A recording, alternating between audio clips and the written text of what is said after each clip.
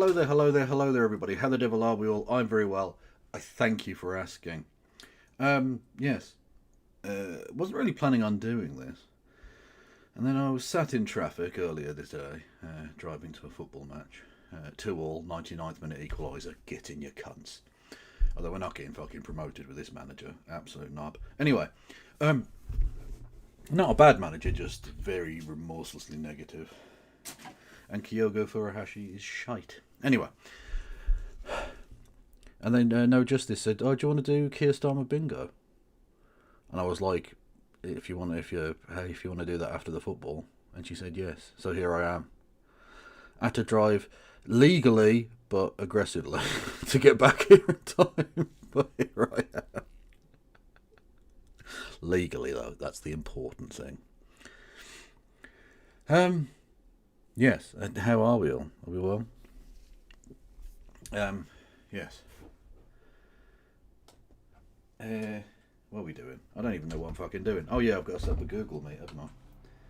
Otherwise, how will I be able to talk to No Justice MTGs? It's a good question, Kev. Maybe you should have done this before you started, but you were too busy taking a massive piss. There we go. Oop, no, get rid of that. Yes, chat. Hello there. How are we? Thank you to Wayward Historian for gifting a sub to Usernameless Entity. Much love to you. Don't forget you can give generously if you are able to via the usual means. Massive as in width or amount? Amount. It was voluminous.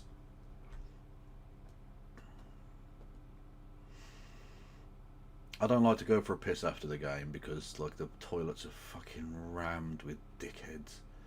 And usually the floor's covered in piss by that point, and it's just gross. So I just went there, fuck it, and drove back. Anyway. Better to do a piss in the stream, better than the bottle during the stream. You are civilised after all. Why, indeed. I haven't pissed in a bottle since I was about 14. Because that, that's just a thing that 14-year-olds do, I suppose. There's a Dalek plunging Kev's toilet right now. It was piss. What do you think? Do you think I was pissing out chunks? It went down fine. It's liquid.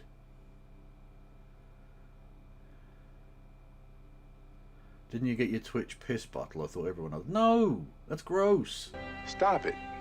Get some help. Never before has that been more well timed. Thank you, Bonky Boy 91 for 2 months. Much love to you. Thank you for subscribing with Prime. Yes, you can. You can do bits messages and subscribe with Prime and do memberships on YouTube below YouTube. You can do super chats as well, and I'll read those out. Even if they are ridiculous and I'm in front of polite company, as I will be in just a second.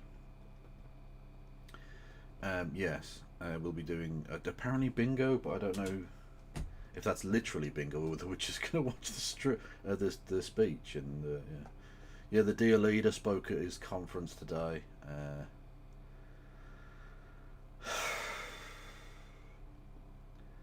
I think my title for this was appropriate, in all honesty. Yes. But if it is literally bingo, then yes, those No Justice bingo emotes will come in handy. Where are your flags kept? True, I am sans flag. Where's my flag's over there. If it becomes comedically appropriate, I might get my flag out later. But maybe it won't. I have no fucking idea.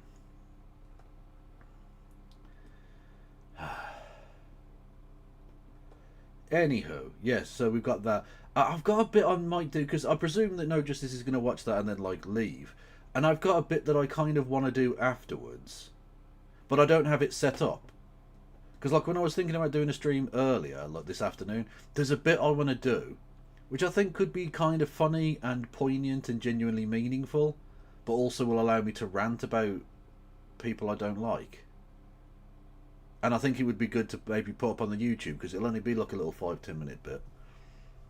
And it would be easy enough to set up, but I just have to... Well, I say set up, it's like you have to get like 4 or 5 tabs open, really. So I might do that afterwards, maybe. A live crab dance on a grave. No, I want to draw a comparison between a historical site and a modern day political party. Or at least the leadership of that party. And not necessarily the party you think. Yeah.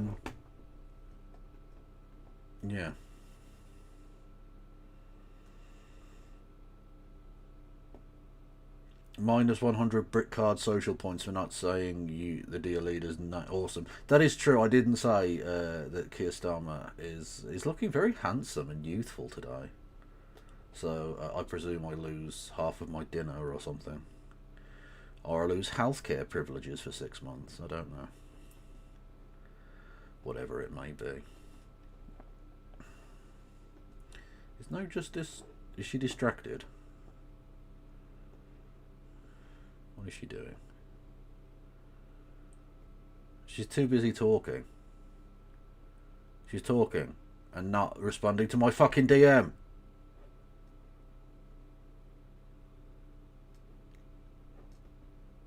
I sent her a DM with the link to the fucking Google Meet and she's talking about the Prime Minister. Outrageous. Well, I don't want to be gauche, so if anyone else can go into her chat and, like, poke her with a stick, that would be good.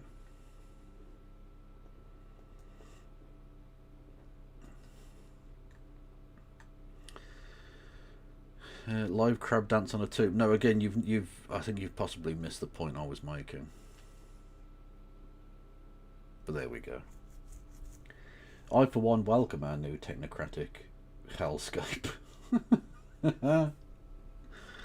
Fun times. Someone can probably send a IDM. Can they? Are you sure about that? Are you sure about that?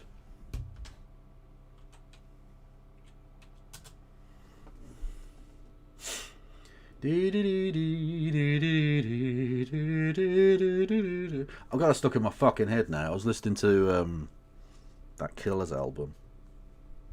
Is it Sam's Town, I think? One of them, anyway. On cassette tape, because my car is old and shite. Anyway, and yeah, and it's lovely. But that does get in my fucking head. Not that anyone gives a fuck. Like, if I could have just said I was listening to some fucking music or some shit, but yeah.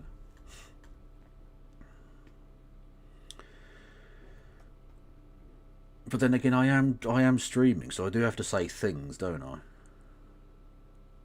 I do have to. That is a thing. Well, enjoying the Labour conference. I'm loving Labour conference, Mixed Vivian Wolf. It's so awesome, isn't it?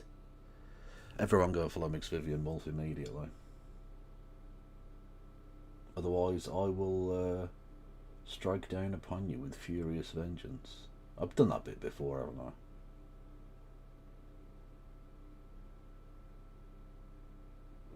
I don't know. Is your car from the 90s? No, it's from like the 2000s, I think. I know. Yeah. I did have a much nice, well, I say much nice car, a better car, but then, if you remember, some cunt absolutely fucked me up. And the insurance were not great, so, you know. If you wanted to help me out and get a better car... Actually, I don't need a better car, this one works perfectly fine. But if you want to help me survive in this capitalist hellscape, you can do so with bits and subs and messages. Subscriptions and super chats and all of that shite.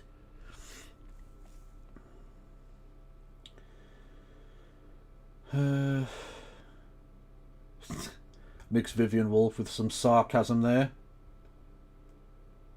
Student politics, Viv. Student politics.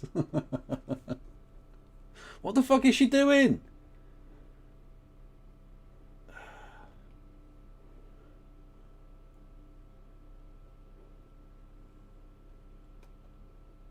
Stop it. Get some help. I'm gonna have to be gauche. She's forcing my hand.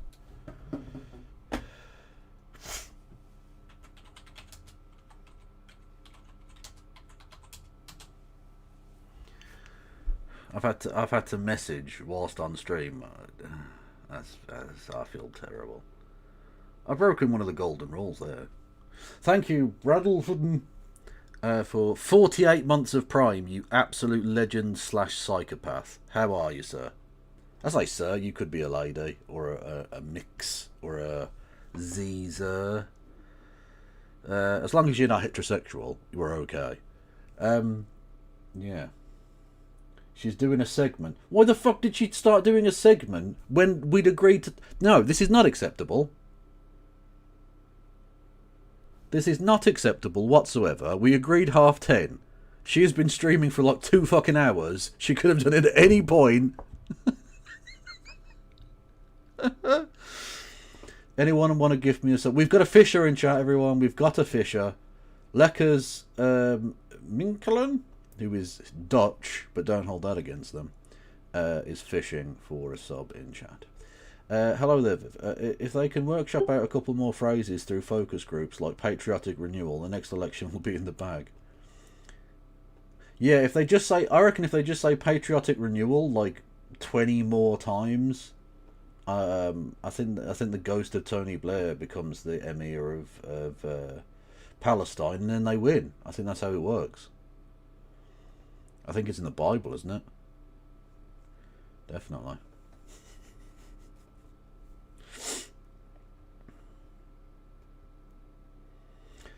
Because if I'd known she was doing a bit, I could have done my bit.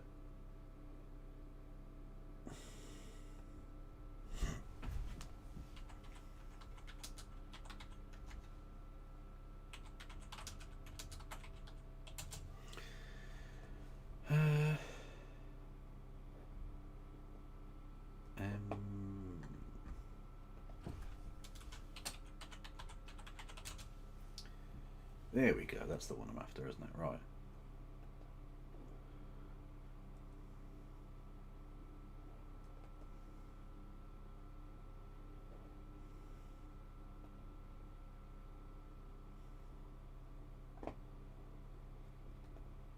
So, the bit I'm going to do at some point, right, which I'll probably be later, alright, involves this image. Can anyone get... I will give you £1 million if you can guess the political point that I am going to make from this image. Genuinely. I would be fascinated if anyone can pluck it out. British dog poop is white. No, that's a joke in Britain about how you used to see white dog poo. It's because if you leave dog poo to dehydrate, it becomes white. And back in the day, people didn't collect poo very often. They just left it on the fucking ground because they're disgusting. Anyway. And so the fact that people now pick up dog poo in bags and put it in bins and stuff means you don't see white dog poo anymore. It's just sort of a joke, really. That Scotland should split from the UK? No, and technically that's not in Scotland either. This is in England, north of England, to be fair, but it is in England. In the old days, it had a lot of bone in it for filler. Funeral mound. The last time Britain invested in infrastructure. True. True. Fucking true. We don't build anything good anymore. No, it's way more obscure and silly than that. But that's that anyway. Okay, what about if I narrow it down for you a little bit? What is the connection between this image and the leadership of the American Democratic Party?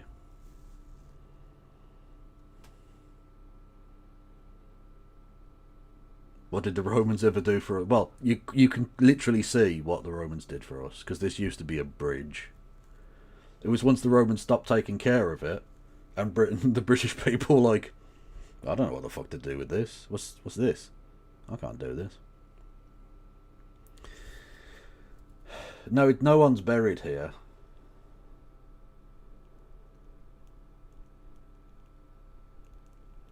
Older than Jesus, nice. Ancient and no longer useful.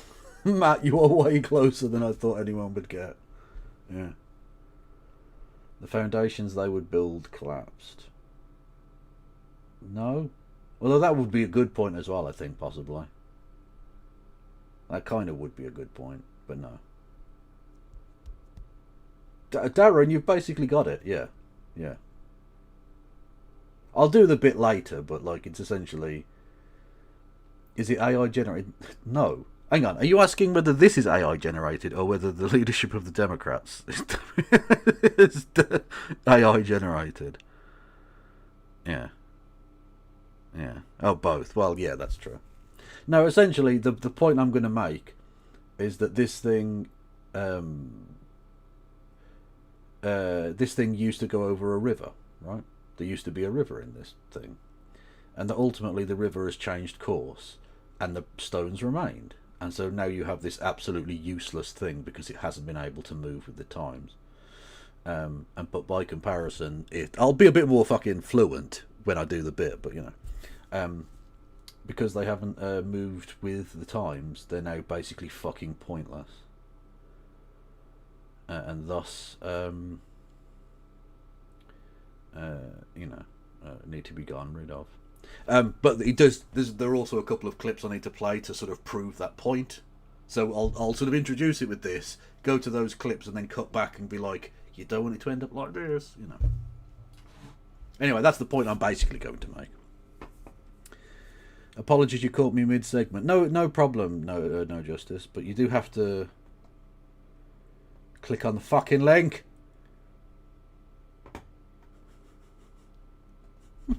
Click on the fucking link. God damn it. Oh, there we go. Okay. Right.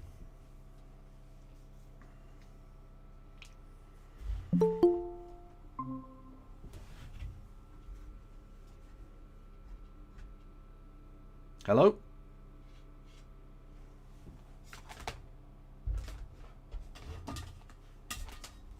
Hello? Why is it doing this?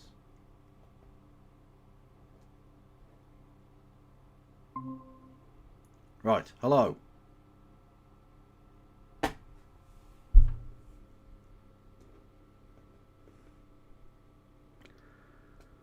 Hello. Hello. Hello.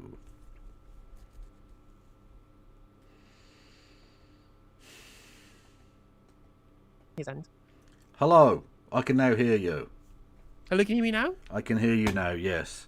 Yay! We got there in the end. Fucking Minecraft. Right. Sorry, How are you? Again, sorry, I was in a bit of a huge rant because of the fact that not only did the fucking Politburo just like remove loads of journalist passes from people for the conference, but they've also been stalking via private investigators the guy who wrote the book about Keir Starmer being a fraud and Labour together. Oh, nice. Well, that's not remotely authoritarian and creepy at all. We should definitely trust them to put biometric fucking identity cards together as a plan. That's good. Literally. Yeah, that's fucking awesome. Adults in the room behaviour confirmed. True. So, are we actually playing bingo, or was that like just shorthand for shall we watch and mock? Oh no, I do have the bingo card. Oh, okay. Do you want to pass that over to me, and I'll put it in my chat, and everyone can play along. Let me pop it in the DMs. Righto. I've got the speech lined up, ready to go. I am raring. I have, for people watching your mind, I have the bingo card pinned on YouTube and Twitch in the chat. So yeah, make sure you click that. Right, I've generated my card. Okay. So I'll pop that in my chat for everyone. If you want to play bingo, then go and do that. Yes, I presume you've changed some of the bingo elements. Yes, you stopped saying fix the foundations now, because I presume the foundations must be fixed, is what I imagine, given that they've been in control for a while. I mean, if they haven't, then that feels like that might be that means they might have not actually delivered on a bunch of their campaign promises they said that they had. True. That's very true. Did no one give Leckers a subscription in chat? Come on now, people. Come on. They're Dutch. Like, that's enough. Literally, they deserve it. Exactly. Like, they've got to have something. I'm not asking for it's not a subscription with like a superfluous J and the word van before it for no fucking reason. So, anyway. Yes, right. So, That is a stiff dick of poop. hey, thank you, Over the Store, for gifting us up to Leckers. Much love. You can, of course, give both myself and No Justice lots of money in the various ways that you already know. Yes, so my bingo card. What have I got? I have got... Oh, hang on. No, yeah. Right, so I need to do a window capture for that. Boom. There we go. Pardon me. Maybe that is the way. But I was trying to fit them both. I was trying to fit them both on my screen. I probably is best to do another window capture actually. Yeah, that's what I'm basically gonna do, I think. Yeah, let me get one up for myself as well. A window capture. No, that needs to just stop. Right. Sir Keir Starmer bingo. There we go. Hang on a second. There we go. Oh god, I'm getting good at this. I'm like professional.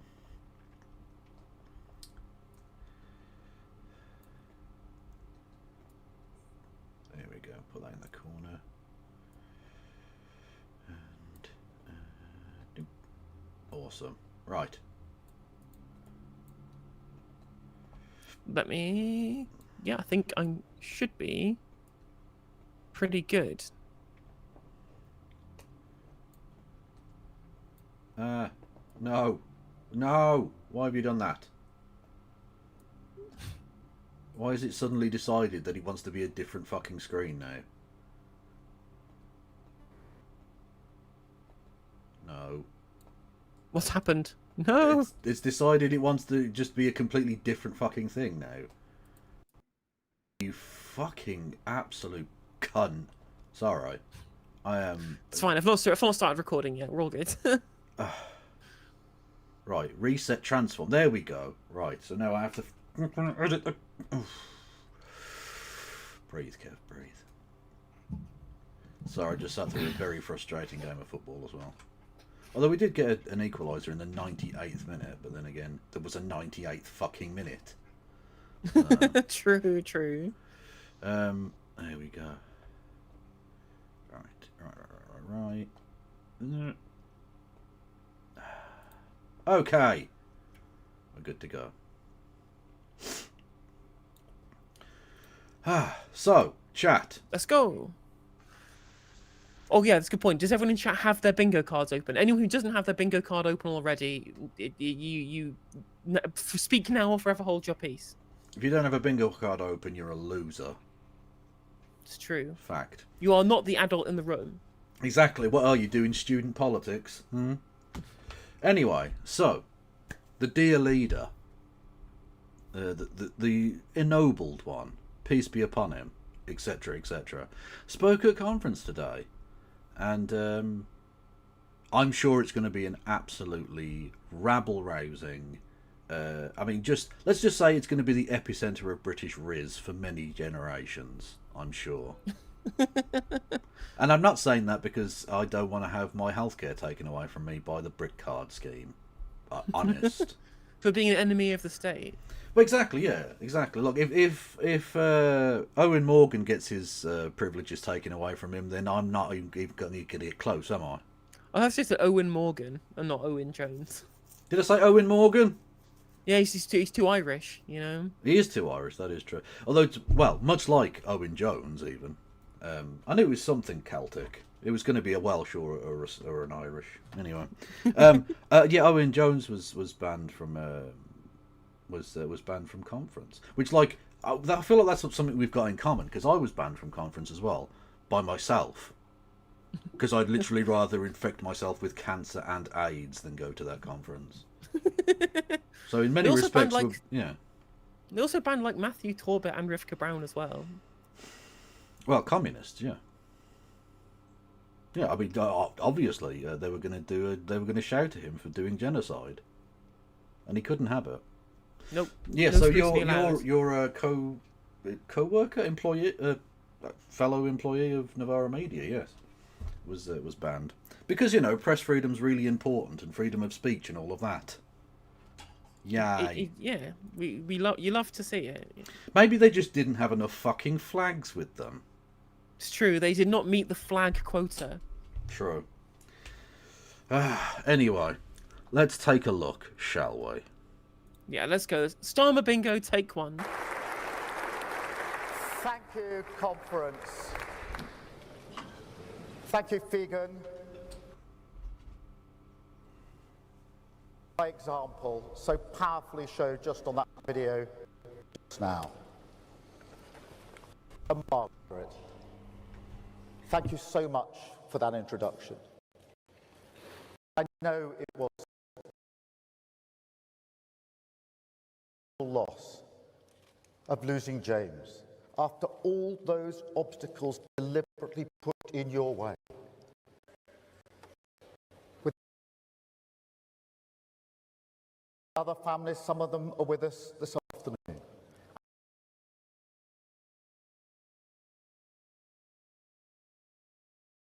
James, for the 97, but also for thousands of people that you will never know and you will never meet.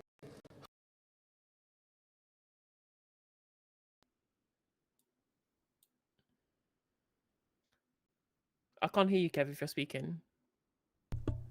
Hello? Yep, I can hear you now. Oh, well, this has gone extraordinarily well. So I can barely hear the fucking video because of my audio's crap, and you couldn't hear me. And anyway, right. So, is the audio too low on YouTube? Maybe. No, it's not that I can't hear it as in that. It's like it keeps cutting out because my fucking headphones are shite. Anyway, right. Okay, so turn up the video. Again, I've heard very little of what that was said, but I heard turn it up, so we'll just go with that. Right. I feel sorry for that woman who is I think her son died at Hillsborough, and she's obviously been campaigning for this for years and years and years. But I don't like. I still feel like, why are you introducing this man? Why are you giving this team off your piss? He did nothing as the head of the CPS to charge any of the people involved, even though lots of information and evidence of their foul abuse and corruption was put to him. He did fuck all with it. And he kicked this piece of legislation into the long grass, and he's going to water it down to fuck. It's a shame.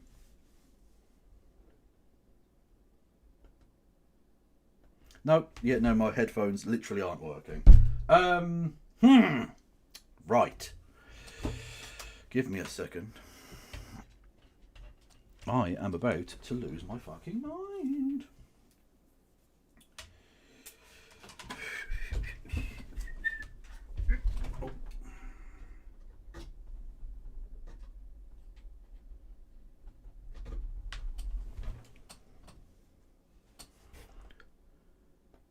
No, it's definitely this bit. Apologies to both No Justice Have to and go everybody through. else. I've got to find literally any piece of fucking headwear that can work. There we go. Right. 1 minute.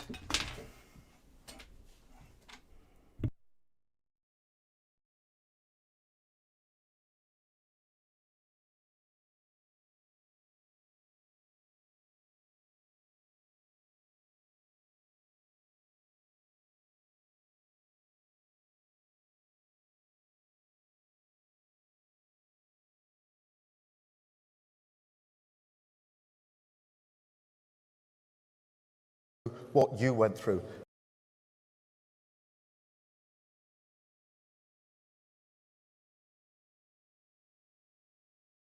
Thank you.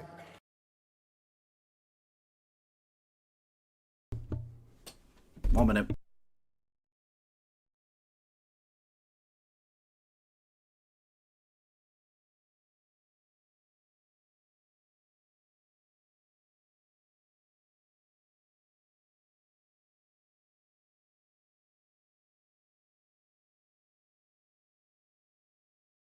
Thank you.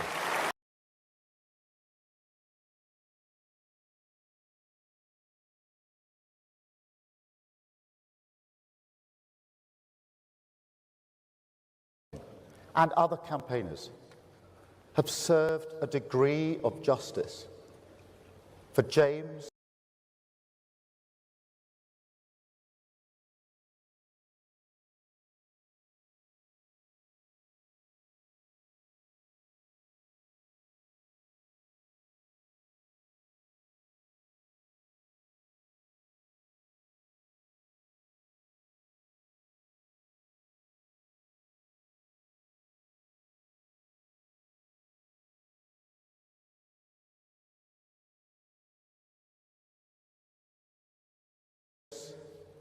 for the 97.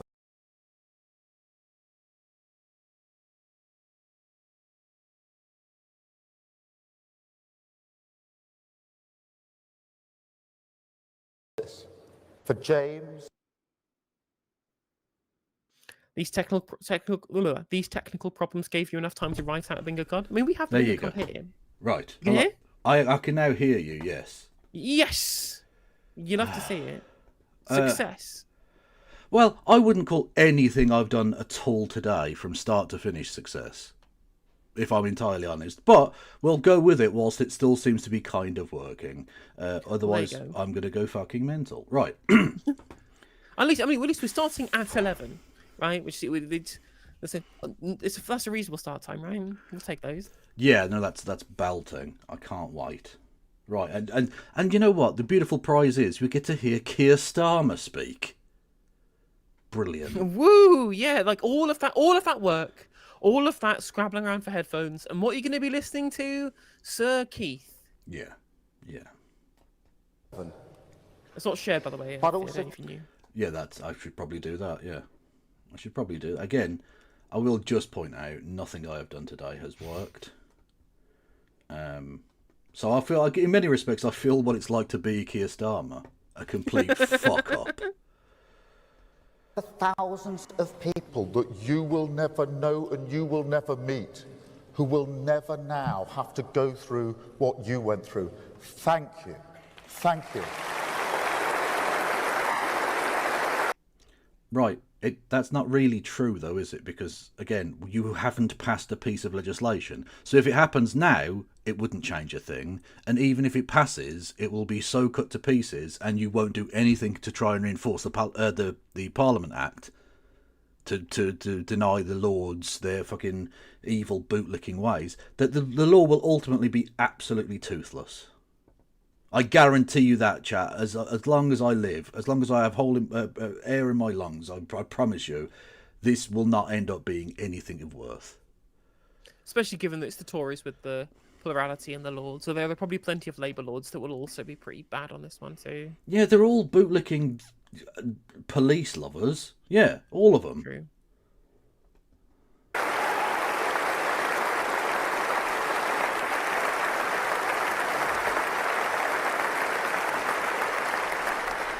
Margaret, I remember meeting you and some of the other families nearly 15 years ago now with Bishop James Jones. I was humbled to be able to campaign after such loss. As a father of a daughter aged 14 and a son aged 17 who goes to football with me, 1 year younger than James was. Yeah, but to be fair, James paid for his own fucking ticket. True. Maybe Owen Jones and Rivka Brown wouldn't have been kicked out of the conference if they bought Keir Starmer's wife a dress. That's literally true, yeah. I honestly don't think I would have the courage to do what you have all done. You don't have the courage to sit in the stands with the normal fans, you cunt. Yeah, obviously. You don't have the courage to, like, call out, I don't know, Andy Burnham as a wanker, even though you clearly think he's a wanker. And so do I, because he's backed down, of course. He's not going to run for leadership now. What a spineless, bollockless goon. Literally their own funeral, mate. Yep. Although he can sit back in Manchester and watch the Westminster burn, I guess. I suppose there's probably some True.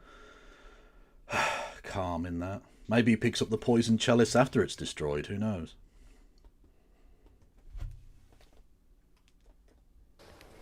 I was also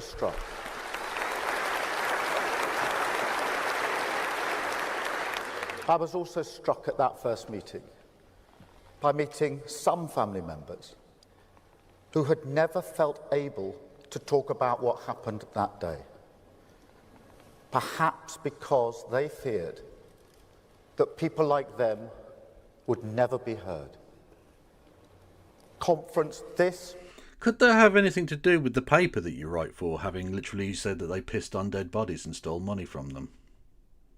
You know, the Sun That would newspaper. also not be that. Yeah, that probably wouldn't be conducive, would it? Yeah, maybe. Is this about the stadium collapse in the 90s? You are mixing up several things there. The stadium collapse was in 85, and this was in 89. But close. It was Party incredible. was founded. The Shabana Mahmood literally went to the Sun and said that she admired Margaret Thatcher in fucking Liverpool. If any person in Liverpool votes for the Labour Party, they're not watching, or they're cunts. Literally. Yeah. To hear working class people like that, to look directly into the eyes of their suffering, even when the state turns its back. And so the Hillsborough law Oh, is... thumb pointing. Yes.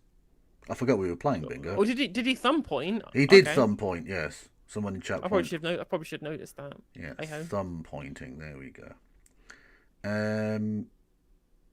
Have we got anything else? I met a voter one time. I think it has to be like a random person on the street. I think rather than specifically meeting up with somebody for the law that they're going to pass. Right? It's got to be like something. I met up with Gillian Duffy and said, "I'm sorry, I called you a racist" or some shit. Yeah, because like technically that woman's also a voter. But yeah, okay, I get the point. Yeah. It's not just a promise delivered, it is also a recognition that whether it's Hillsborough, Grenfell, Windrush, Horizon, the grooming gangs, Infected Blood and so many more, the British state consistently refused to see injustice. But don't worry, they're now just having prosecuted nobody for Grenfell. They're now just tidying away the evidence by getting rid of the tower. Yay. Woo. Because of who the victims are. Because they're working class, they're black, they're women and girls. And so, Margaret, I know we can never undo the pain for you and all the other families. But we can show that in the Britain that we are building, the state will see, the state will listen, the state will be accountable to working people, because now Working injustice people, has there we no go. place to hide.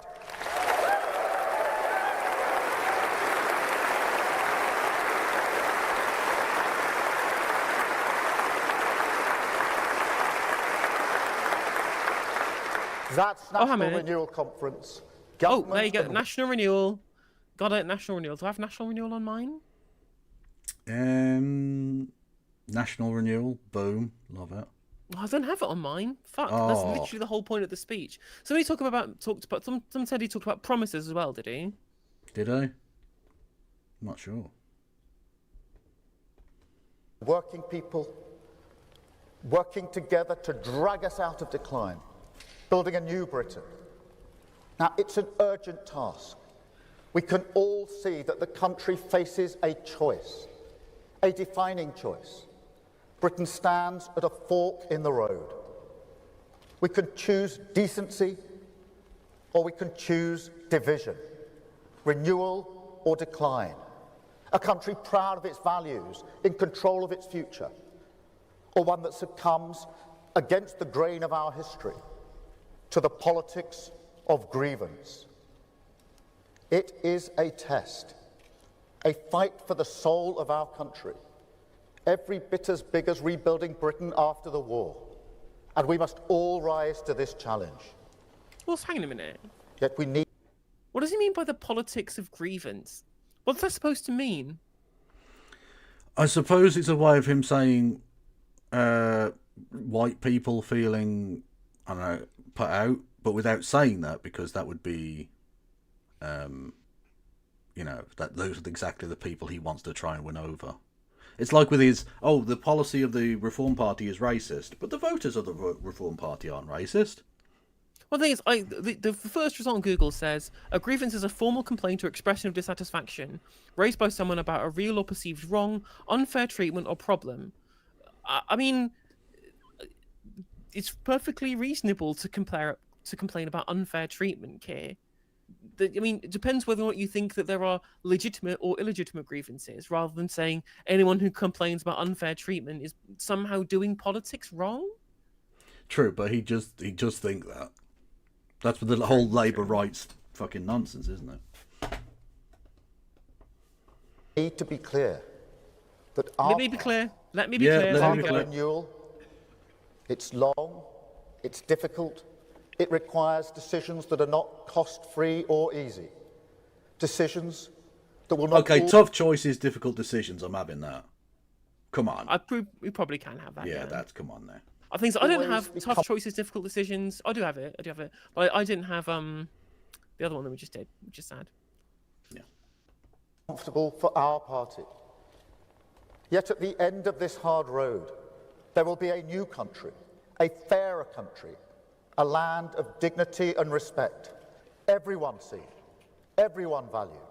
Wealth creation in every Hey, wealth single creation. I am literally only one away from a line already. Fuck me. I just need Maybe we have mentions Nigel Farage. Maybe you're fucking getting that one, aren't you? Oh, yeah, Maybe yeah. you have to. Maybe given how quickly he's bashing these out, we probably need to have one line up and one line across. Oh, no, you can't change the rules halfway through. I'm about to win. Behave True. After yourself. last time where you were missing out on like 3 different lines. Oh no, what a piss take that was. Yeah. community. Working people in control of their Jesus Christ, he said working people about 6 fucking times now. Jesus Christ, Kia. Yes, we get it. public services. The mindless bureaucracy that chokes enterprise, removed, so we can build and keep building. Clean British energy powering our homes. Technology harnessed to drive us forward. Our flags flying proudly. Flags, as we flags, celebrate flags, flags, I flags. support flags. Admiring whisks. Lover of doorbells. difference and oppose racism. Island of strangers. No, it's a mistake because he, as a politically interested person for his entire adult life, had never heard of the Rivers of Blood speech. Apparently, we're supposed to believe that. No, who's Edward Powell? I've never heard of him. I don't know what you're talking about.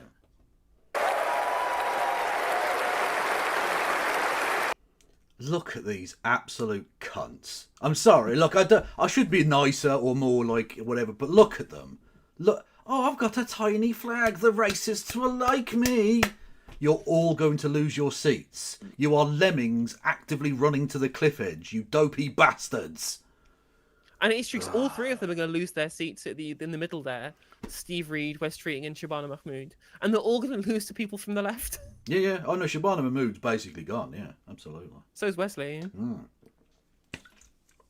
unless they ship him somewhere, Keith might be. True. Conference. Also, just does anyone in the country, anywhere, believe any of this? No.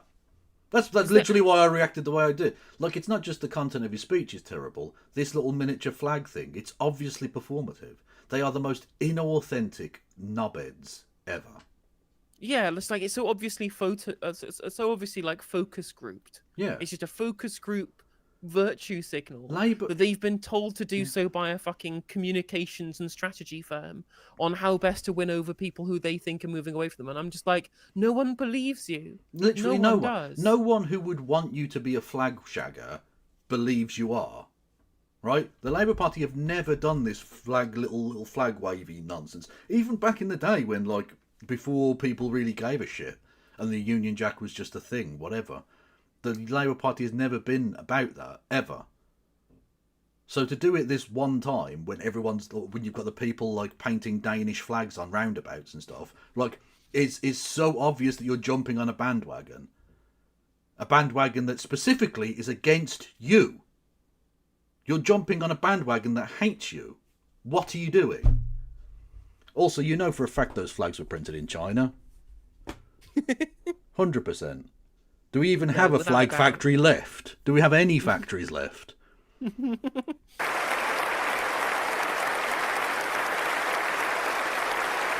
Also, I mean, talking about factories, a genuine political issue. The Land Rover thing is amazing to me. That in order to try and prop up the lots and lots of jobs in the supply chain, instead of doing a furlough scheme for workers in the supply chain, they're going to give a £1.5 billion interest-free loan to Tata, the owners of the main company, who are worth trillions. It's incredible that Tata get a bailout in Jaguar Land Rover, and they got a fucking bailout of fucking Port Talbot as well. Mad. Literally the worst. You can always guarantee with this government they are going to do the worst possible thing. Even when they decide to do something that isn't terrible, they will do it in the worst way possible.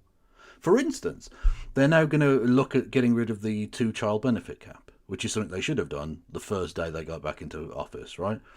Obviously, it's one of the simplest ways of getting rid of huge amounts of child poverty. But instead of just doing that, what they're now going to do is introduce arguably a worse scheme, in that for every additional child you have, you're going to get less and less benefit. Literally, they can't even just do the good thing. They have to couch it in like 1,000 fucking layers of, this is what we focus grouped and what Morgan McSweeney said the voters actually want. And in reality, it's just shitter. It makes them look like, again, people who are totally unserious and are doing things performatively. Yeah, like you will earn your absolutely crushing loss at the next election. Assuming you even get there, Keith, which I'm not sure you will. Thank you, conference. The basic, ordinary hope of a better future for our children restored for millions. And through that, a Britain that has rediscovered the belief, the togetherness, the pride to take control of its future. That's what we're building, conference. That's national renewal, a Britain built for all. Meaningless rubbish. Been a band not happy. But there is another path. We can call it the path of decline. But in truth, it leads to ruin, to chaos, to Britain being poorer in every sense. And it's a tempting path because it asks nothing of people, makes no demands, suggests no difficulties. All you need to do is listen to politicians who tell you there's a quick fix, a miracle cure, tax cuts that magically pay for themselves, a wealth tax that somehow solves every problem. The Brexit lies on the side. It's worth pointing out, right, is that no one has said that the solution to every problem is instituting a wealth tax. There is literally no one who thinks that the only way of solving the economy is by a wealth tax and that will magically fix everything. Literally nobody is saying this. Yep. But what people are saying is fundamentally two things, which is A, that it's necessary because of the biggest problem being inequality, and you won't fix it unless you actually tax those with the wealth rather than high earners, right? And second of all, it's also a political flag in the ground, ironically, right? It's fundamentally a direction of political travel. Yes. It is it's a demonstration to the public and to the electorate about whose side you're on, about whether or not you're with the many or whether you're with the few, right? Insofar as if you're looking at the broad structure of the economy, you're looking at the fact that in this country there are things that need fixing. Taxes do need to go up. And whilst I don't think it should just be on the super rich, I think that they need to bear at least the brunt of it, and they need to be made an example of, and their lack of contribution. We should all contribute to a bigger and more kind of all-encompassing state in this country, which has much more remit. If you don't attack the people who literally have the highest means, like he said he would, in the Rose Garden on the very first day, that it would fall on people with the broadest shoulders. If you won't actually do that, it shows that they are actually not for the many. They are indeed with the few.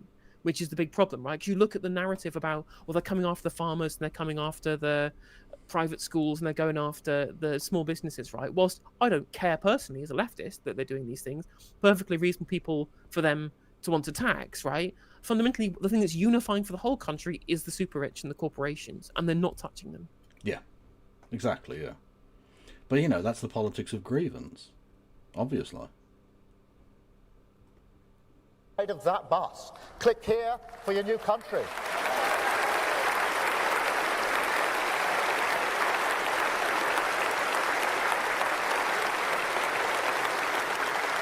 We can all see these snake oil merchants on the right, on the left, but be in no doubt conference. None of them. So he's literally calling the mayor of Manchester in his own party a snake oil salesman.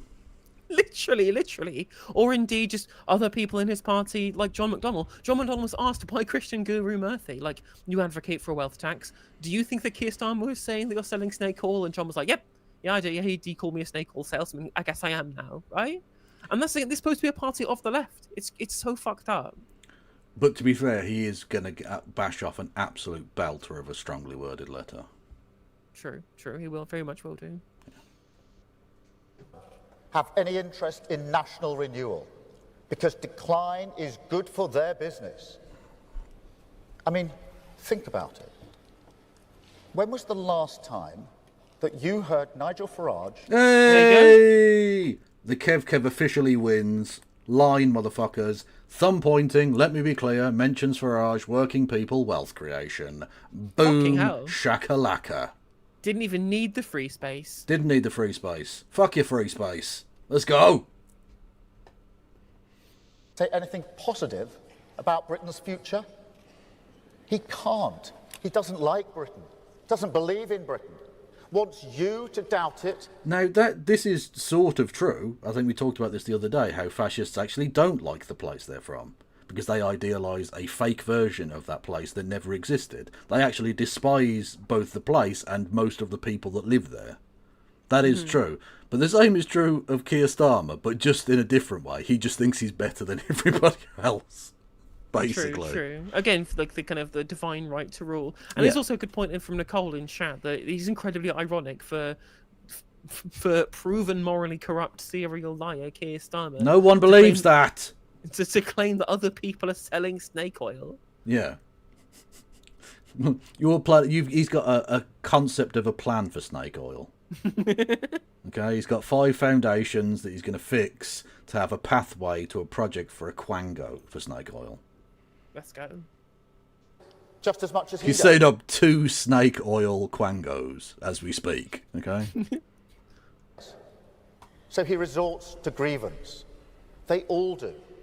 They want to turn this country, this proud, self-reliant country, into a competition. When the fuck was the last time we were self-reliant?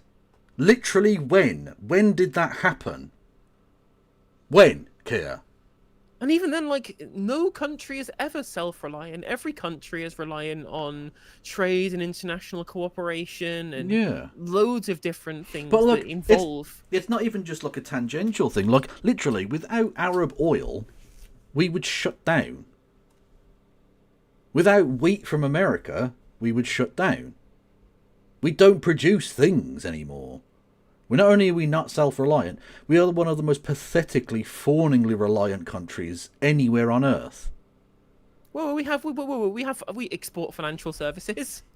Brilliant. And We'll never run out of bankers. Well, we can't have too many fucking bankers, can we? Well, it's funny, like, that they keep talking about this idea that the economy is going to crash. And fundamentally, that isn't true. The economy is, like, not great, but, like, the issue, for example, in terms of, like, the value of the pound. Pound's still going up in value, still held its value pretty fine. And our balance of payments is okay. But our balance of payments is basically okay because we export a bunch of university education to people that these motherfuckers want to take away from international students. Yeah, amazing. Thank you, James, who says, rat update, ? Oh, the rats are doing very well. The rats are flourishing, mate. Birmingham is basically 75% rat at this point. Yeah. Everywhere you go, there are still just bags everywhere. It's fucking horrible. Like, they've got just enough scab labour to keep on top of the problem, but never to clear it. It's almost like they should just pay the people the amount of money they said they were going to when they signed the contract in good faith initially. It was really sad to see Sharon Graham getting to the point where she's like, it's becoming less and less realistic for us to continue being affiliated with the Labour. Motherfucker, you've got the National Party and the Birmingham Labour Party as the council, both telling your workers to cross your picket lines, and you are paying for that privilege. What the fuck are you doing? Disaffiliate immediately. We'll have to see what the members say, but if the next Unite conference will certainly be an interesting one. Well, thank you, Tom Gino in chat. I live in Liverpool, where they are now experiencing a similar level of rat infestation to Birmingham this week. Don't you fucking try taking our rat title. Okay? I'm not having this Johnny come lately to the rat party turning up, oh, we've got almost as bad. No, you fucking haven't. We've got dinosaur-sized rats. Fucking T-Rexes out there, alright? You with your fucking little pissy shit ants. Your little rubbish, your little miniature rodents running around the place. Embarrassing. Petition of victims, saying to you, to working people, don't trust in each other. You can't fix this. This is not a great country. But it is conference. It is a great country. It will always be a great country. A decent, pragmatic, tolerant, reasonable country that throughout... Okay, this is so Keith Starmer. He wanted to do a rousing bit there where it's like, these are the core ideas that make Britain great. And the second adjective he used was pragmatic. Pragmatic. Like, that's the limitation of his dream. Like, I know he was a dream small person, obviously, but dream sub-microscopic is ridiculous, Keith. Pragmatic is the best you can say about this place. Well, I reckon it might be shite then. Also, just the fact that he just says, well, this country will always be a great country. I'm like, well, then, well, not just no. No, like, surely you got into politics because you believe in something, or at least pretend to believe in something. So you must at least be able to sell to the public what you think the country no longer being great would be, i.e. because it would be looking like something... Well, lacking pragmatism, clearly. Yeah, that's the problem. Like, it's that you just can't believe anybody who says this stuff because it fundamentally undermines the idea of being a politician, right? Yeah. I don't think that the Britain was great when we were running fucking police brigades on horseback into lines of striking miners. I thought that was really bad, actually. I thought that made our country not great. I don't think our country is great when we were invading fucking Afghanistan and Iraq. True, but then I reckon it was fantastic that we set up slave markets in Libya. That was dope. Really glad we did that. Oh no, that was bad, wasn't it? Aww. But thankfully, the guy who killed all of those Arabs is going to go over and become the Emir, the new Vizier, the Grand Mufti of Palestine. I can't wait. Jesus Christ. Honest to God. How do they think that's going to work? throughout history has stood its ground, stuck by its values, and built its future without fuss. That's the Britain I'm fighting for. Without fuss. Britain is the fussiest shithole ever. What are you talking about? And you know what? Like, how dare you, right? Fundamentally, it's a matter of national pride how kind of fussy and pernickety we are. How dare you undermine the fussiness of this great country? Exactly. I'm going to cause a fuss about it, yeah. Literally, next you'll be telling me that fundamentally the UK, it's great because of how much we hate queuing. No, we love fucking queues unless it's the bar. Obviously, well look, we used to be a real country. Now they want us to queue up at the bar. Jesus Christ. Honestly, you know what? We need to put our foot down. No more. This far and no further. Okay? Quite so. Conference, a nation of resolve, a land of respect, a Britain built for all. Has he actually said anything so far? By the way, I hate David Lammy with a passion. What a cunt. Anyway, have we has he said anything of worth so far at all? Other than, I suppose, I mean, he sort of has said populism bad, but I'm not. I don't know. We can mark that off just yet. I think he has. I think he has to say the word populism Yeah, I think in a so. sentence, right, for that to Yeah. work. But he said racism was bad, which, quite frankly, is the first time he said any such fucking thing since there were quite literal pogroms and Nazi riots on the street last year. He's had over a year since Southport to mention racism in any form, and has failed to do so before fucking now. He has contributed to the rise of racism, though, so that's nice. That's good. True.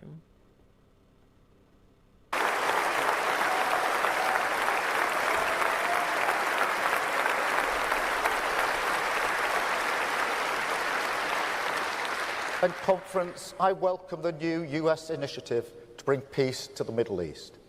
I strongly support efforts to end the fighting, release every hostage, and urgently scale up aid into Gaza. Sausage. Yeah, I was gonna say, mate, that's not very nationalised sausages of you. Honestly, disgraceful. That kind of anti-Semitism will not stand. It is funny to me, though. I know I mentioned this at the time, and this is a year later now, but it was very funny to me that of all of the things that he could mix up hostages for, he had to use a pork product. That is good. That is good. It does remind me a little bit of the schmozzle that Greg's got into when they did a funny, like, Christmas bit, and they replaced Jesus, the baby Jesus, a Jewish child, with a sausage roll. Naturally, some Jewish groups were a little bit peeved by that particular You're manoeuvre. literally king of the Jews. Yeah, like, yeah, not ideal. Not ideal. Yeah. I mean, to be fair, they were going to replace him with a pork chop, but, you know. Gaza. All sides must now come together to bring this initiative into reality, because we must restart the hope of a two-state solution. Hey, there Firstly, we go. bingo, Two-state two-state solution. And secondly, Benjamin Netanyahu has already said he's going to oppose with all of his life the two-state solution. So that's like, it's literally already dead, you twat.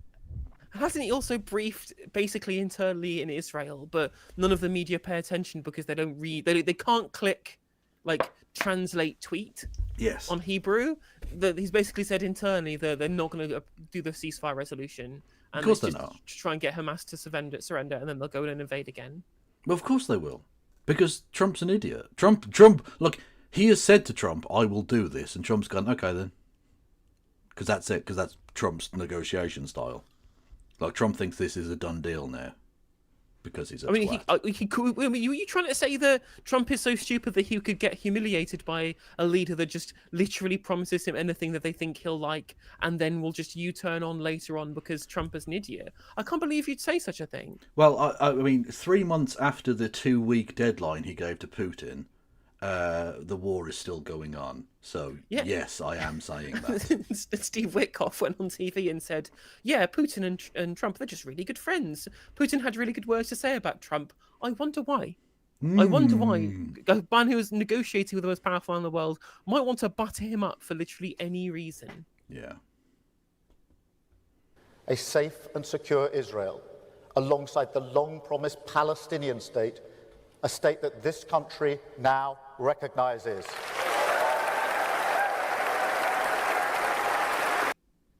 She is furious.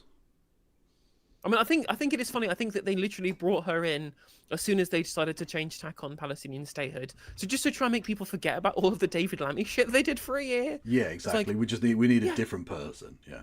Yeah, literally. Yeah. But I mean, she's furious now because like she really, really wanted to like mince some Palestine action people, and now she has to like go over and like suck Israeli dick. So like, ooh, terrible. Could Jesus have been a vegan sausage roll? Good question.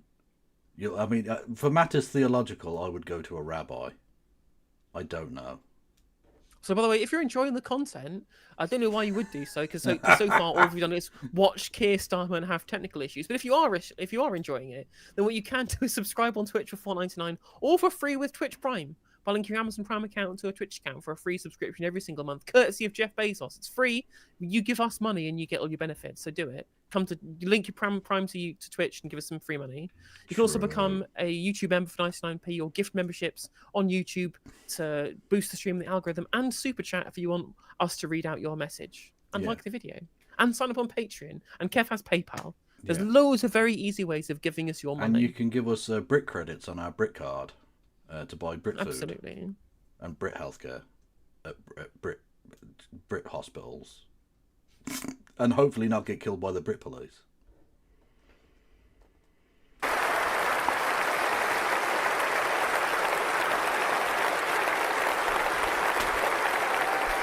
Why are they standing up for that? Wow. 2 years into an absolutely atrocious slaughter, I've done the bare minimum. Especially given that conference quite literally voted to recognise that it's a genocide that he still hasn't done, and to ask him to do any actual material things to try and stop Israel, which they haven't done. Yeah. I imagine they were also, whilst they were taking that vote, though, there was another flight taking off from RAF Akrotiri. Probably, I imagine. Yeah. Cool. Also, Channel 4 have just released news today that shows that UK exports of arms to Israel are the highest they've literally ever been. Look, Keith, do you want you know you're like a freebie. Would you like a free flight, courtesy of me? I'll pay for it out of my own pocket to the fucking Hague. It's a lovely city. It's a lovely city in the Netherlands. You'll love it there. It's beautiful. Literally. Although it is fun, like when he said that he was going to go to the sun, I was like, I did kind of mean like the celestial object and not exactly. paper. Yeah. Again, that we need to start a British space program and send him there. Yes.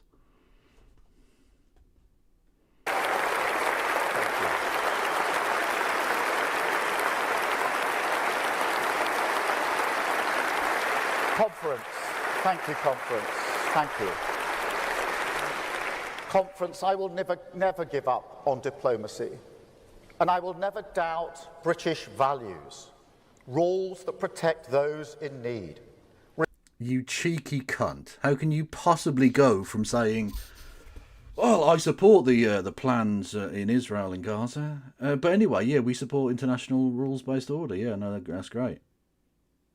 Are you taking the piss? Yeah. Like, was Angela Rayner playing by the rules when she didn't pay her stamp duty? Was Morgan McSweeney playing by the rules when he failed to declare donations, when he said, oh, it's just to protect the identity of these people? I'm like, looks a bit dodge, mate. yeah. It looks a bit dodge. Was it when he was playing by the rules so well that he was fined by the Electoral Commission? Was your still sitting Labour member of the House of Lords, Peter Mandelson, playing by the rules when he stayed in a convicted child rapist's house? Keith, because you know how you like removing the whip from people, Keith. Answers Keith. on a postcard. Keith! Respect for difference under the same flag. The freedom to live and let live. I will never doubt that these values make us strong in a world that preys on weakness. How could I? The progress, the prosperity, the peace I've seen throughout my life, the journey I've been on, from a working class background to this. I owe everything to this country and its values. But working people, they're losing faith. They're ground down. Politics has made them question Britain. And can you blame them? They've been nothing but patient. They lived through austerity, Brexit, COVID. You're still doing austerity. What the fuck are you talking about? What Tory plans, what Tory austerity have they reversed?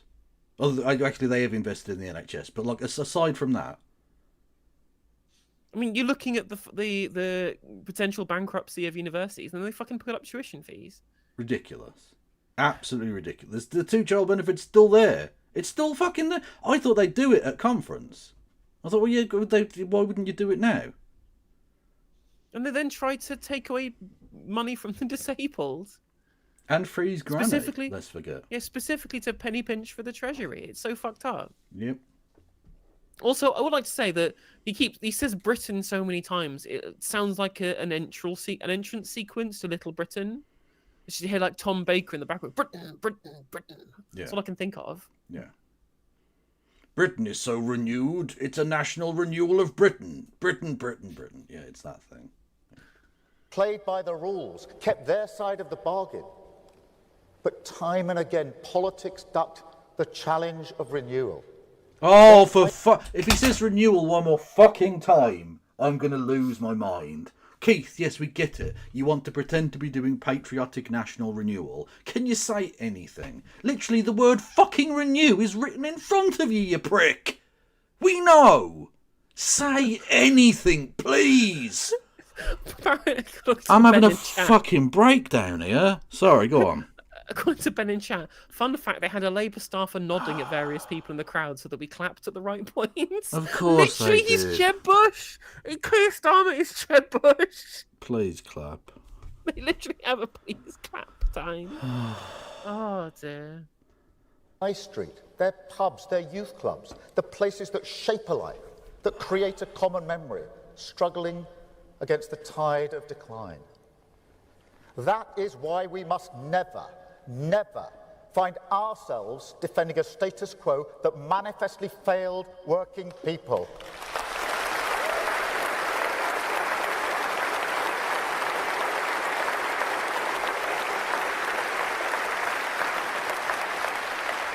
That's what I say to people who think it would be nice if we could just go back to politics before Brexit or the crash.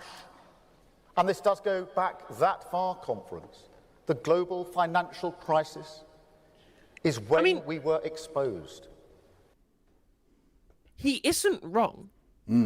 It's incredible that it's taken literally 6 years of this guy being prime minister to mention the central problem that destroyed the Western economies more broadly. That we were overexposed to this kind of thing because of neoliberalism, and we need a full kind of reset in terms of the economic structure of the country to be able to create quite ironically a renewed country. But you can't then say that at the same time as going, well, we've got these set of Edinburgh reforms that we want to do to try and unlock growth by supercharging the financial services sector. And I'm like, wasn't that literally the problem the first time? Yeah, look, if he'd actually genuinely accepted that was the problem, he would be doing the opposite. He would be introducing tighter regulations on that gambling industry. And that's all it is. Stocks and markets and all these people, they're just gamblers. That's it. I'm not fucking accepting there's any skill involved in any of these wankers. They're fucking awful. There's insider trading and there's gambling, and that's it. Yeah, literally. But they're doing literally the opposite of that. They're removing protections, so thus absolutely ensuring that we're going to get yet another crash at some point in the next 10 to 20 years. Literally. I mean, the person who's there to regulate it is somebody who used to be the chair of a financial services sector lobbying organisation called the City UK. Well, I'm sure that will go very well then. Also, a very good point in chat as well is that they are literally banking in terms of the future highest growing economy in the G7, that famous mission that they had, on this giant trade deal where they're getting AI data center infrastructure invested in by like OpenAI or some shit. They are literally betting the fucking horse on AI, and that is literally a speculative bubble, just like the fucking subprime mortgage crisis was. Yeah, indeed. Also, yeah, as pointed out in chat, it's interesting that after a year of him being prime minister, he's now up here lecturing us about how the country's not going very well. Yeah, look, we know. You're the one doing it. Anyway, thank you for the bitty bits. Crowman. Much love. When a new Britain should have been born. Complacent. Okay. That's the only way to describe. Again, totally agree, Kit. Totally agree that in the wake of the financial crisis, we should have had a new Britain that was born. We should have changed the economic model. We should have built a new kind of economy. Which is odd that you're saying this now, because you were literally part of an internal wrecking program that literally tried to stop the most kind of revolutionary change to the economy from happening under the party that you now claim to represent. Yeah. Yeah, but it was a different faction of that party, so it's fine. I mean, it was literally somebody who actually wanted to change it rather than tinker around the edges. So it is monumentally hypocritical for him to try and claim that it is necessary to change the macro status of the economy when he doesn't want to do that now and try to stop the man who tried to do so. Yes. Describe it. Complacent. We place too much faith in globalization, the establishment across so many institutions, in hock to its lazy assumptions that immigration is all we need to give us the workers. Infrastructure will always be there because we built it decades ago. The world always on hand to give us the goods. It doesn't matter if our industry leaves. Doesn't matter if we don't train our young people.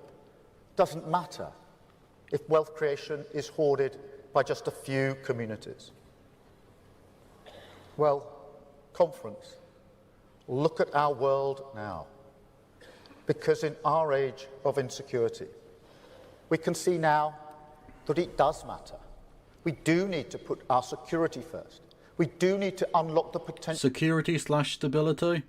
Yep, 100%. Yeah, absolutely. Yeah. And on top of this, he's talking about this end of globalization can't rely on other people, whilst at the same time, these guys are setting up like trade deals with the United States and with fucking India.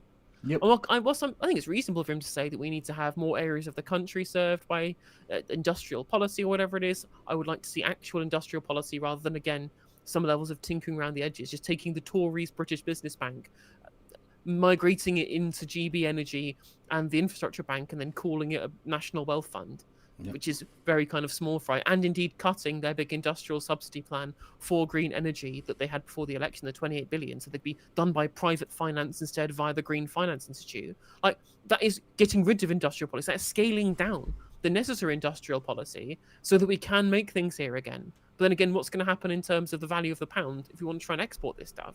It's, whilst a perfectly reasonable thing to say, it's not actually reflected in policy. Yeah. Of every community. We do need a more muscular state, freed from the red tape that stops us building, growing our economy from the grassroots, Okay. renewing... Pause. I will give builders not blockers for that one. Fuck yes. Because the red tape is the blockers. Like, he's literally, he is, in other words, saying builders not blockers. Yeah. I just need partners with business and I've got a second line. Let's go. Jesus. I need to partner with business for my first line. First line. Ooh. Every town and city on these islands.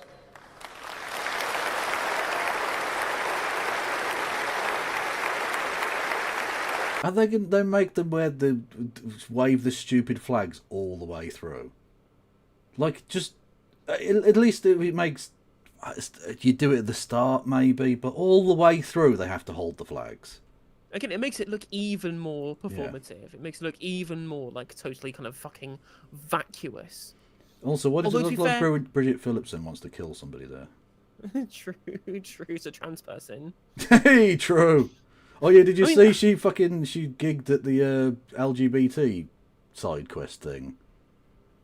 No. Yeah, she was DJing at the Labour LGBT, and I just thought, obviously, you fucking Dear knobs. Lord. Dear Lord. Although what I will say, the flag waving stuff is only like the second cringiest thing that they've done this weekend, which is second only to the Steve Reed build baby build red hats, which I genuinely maybe want to like Minecraft myself. Yeah, no, very much so. Anyone who got the signature of Steve Reed on one of those hats and wore it unironically, I think needs to be dealt with. Trebuchet. Yeah.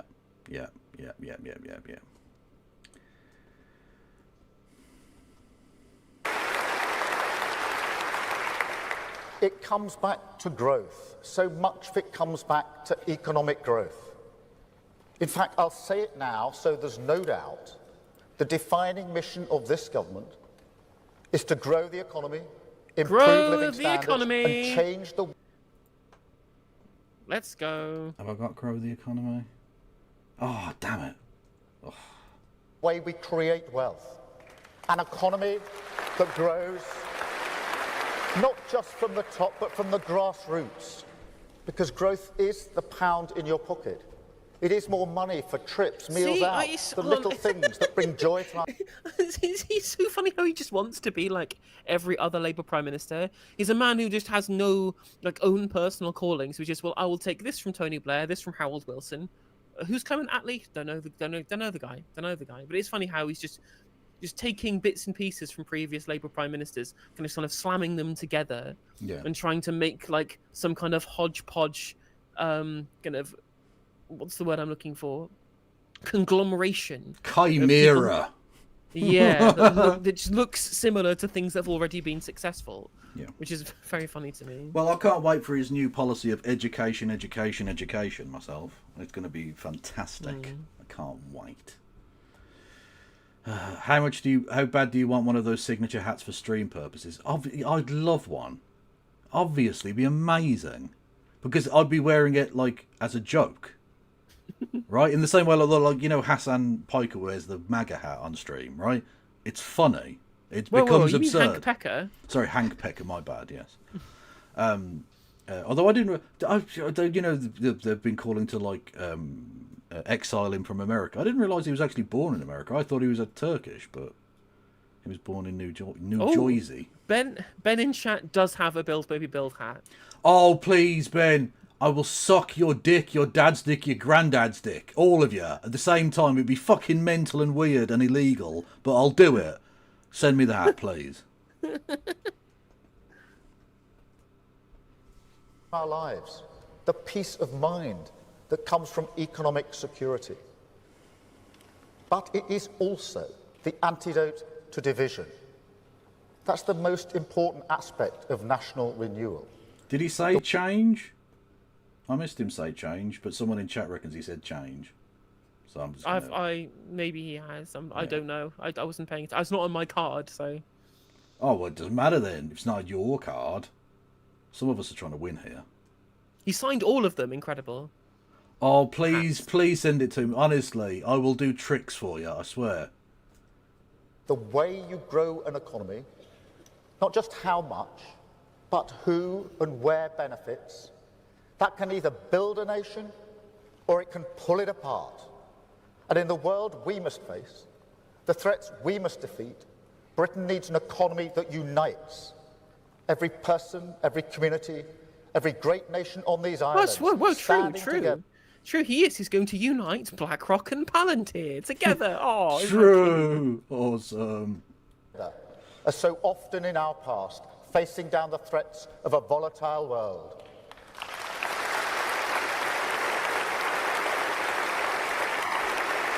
Why are you still holding the flags? Put them down. Apparently, they were told that they had to have the flags because only a certain number of people were allowed to clap because it would fuck up the microphones. So some people were told they had to wave flags instead of clap. But they've got flags and are clapping. So they can't even follow basic orders. That's weird. She's got two flags. She's got the Union Jack and the England flag. What are you... What? Oh, God. Like, it's so cringy and fake. Who told them this was a good idea? The thing is, right, is that what's frustrating is, well, there's a certain level where you could probably just get away with it, right? Like, change the membership cards, they've got a flag, having like a flag in the background or whatever. It's like a subtle, small change that maybe, like, at least it alleges to a change in direction, right, from the kind of anti-patriotism that you got before. Like, whatever. I think all flags are cringe. It was cringe when it was the EU flags at the proms. I think it's cringe when it's the British flags the conference, right? Whatever, right? But you can at least see where maybe it's a change in direction, right? Whatever. But just everyone like waving their fucking flags like they are the people waving the EU flags at the proms. I'm like if the same people who all thought the EU flag stuff was cringe because they wanted it to be British flags, the same as like the corollary to all of the people who would who wave the EU flags who call these people flag shaggers. No, I'm sorry, you're all cringe. You're all cringe. I win the discourse. No, some flags are awesome. I'm waving my Spanish Republic flag as we speak. Go fuck yourselves. Maybe I need to performatively get like an SFRJ flag for the background. Yeah. Or just get like a Yugoslavia one. Go full T. Well, that's what that is, yeah. SFRJ. Oh, sorry. Okay. So, for some reason, I thought you were referring to the Syrian rebel group. The SDF? Or whatever it was. No, it was called something else. The RPJ or something? Oh, there's the YPJ. YPJ, that's them. Yeah, because there's the actual military unit was the People's Protection Units, but the SDF is just Syrian Democratic Forces. But SFRJ is just Socialist Federal Republic of Yugoslavia. Let's go. And it is a choice. You can exploit asset bubbles to distract from stagnating wages. You can balance the books by cutting long-term investment. You can cut taxes for the few whilst dismantling the infrastructure for the many. But the affordable homes that we see? He's trying to, like, riff off of Corbyn now as well. He's never heard of him, though. Doesn't know who he is. Who's that? I've never... Was it Jeremy Clomblims? No, don't know who that is. Don't know, some bad jam. The libraries that we opened, the Sure Start centres that gave so many families a better start in life, all in it together. That's what they said. Come on. The country they created, it's still around us today. Old and young, north and south. Well, I think that counts as mentions the last government, right? The country they built is still here. Yeah, 100%. He's mentioned yeah. Sure Start centres, right? Like, Yeah. that was a marquee policy of the last Labour Yeah, government. well, Also, I have mentioned patriotism, and I've not ticked that off. He has mentioned patriotic renewal, hasn't he? I mean, close enough. I don't know if he said the word patriotic, but I think this stuff about, like, renewal and loving the country, I think that counts. Yeah. But I can't remember him specifically saying that word. But I'll uncheck it for now, and maybe he'll mention it, like, later. Probably, I imagine so. It's his catchphrase now. Patriotic renewal is the new fix the foundations or dad toolmaker. Well, it's I interesting still that can't believe, and I still can't believe that fucking thing we heard on Sunday, the story about the not ponies, donkeys. That the loveliest story ever. And the only thing I knew about his dad before that was that he was a toolmaker and his mum worked in the NHS, and he had that up his sleeve, and he didn't tell that story. Unbelievable. Sorry, go on.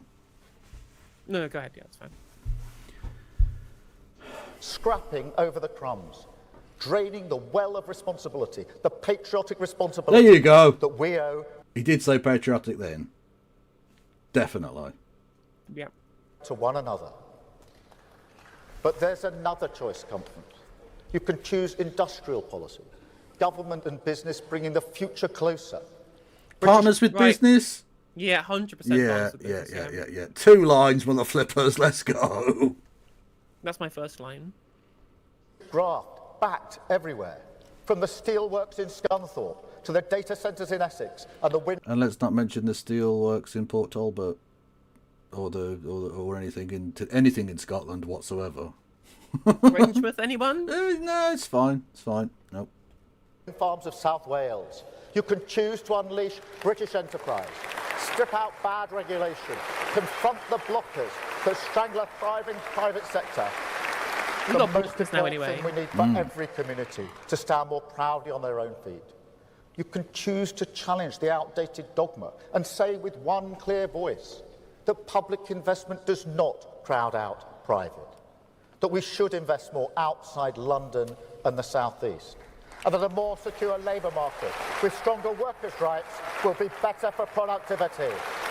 Now, I would believe that you genuinely mean investment outside of the M25 if you hadn't cancelled all investment outside of the M25.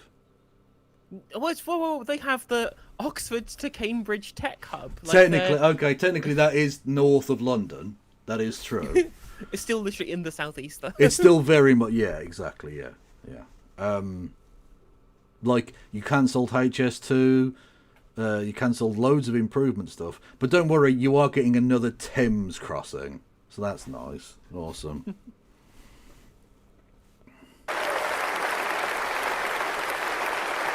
And conference, you can choose to rebuild our public services, choose investment over austerity. That's the choice we made. Is he doing like a fucking... Is he doing a... what do you call it? Choose life. Choose a job. Is he doing that? Is he... Is this fucking Ewan McGregor I'm listening to? What is this? Last budget, a hard choice, difficult decisions on taxation, but conference, that's the choice that we made.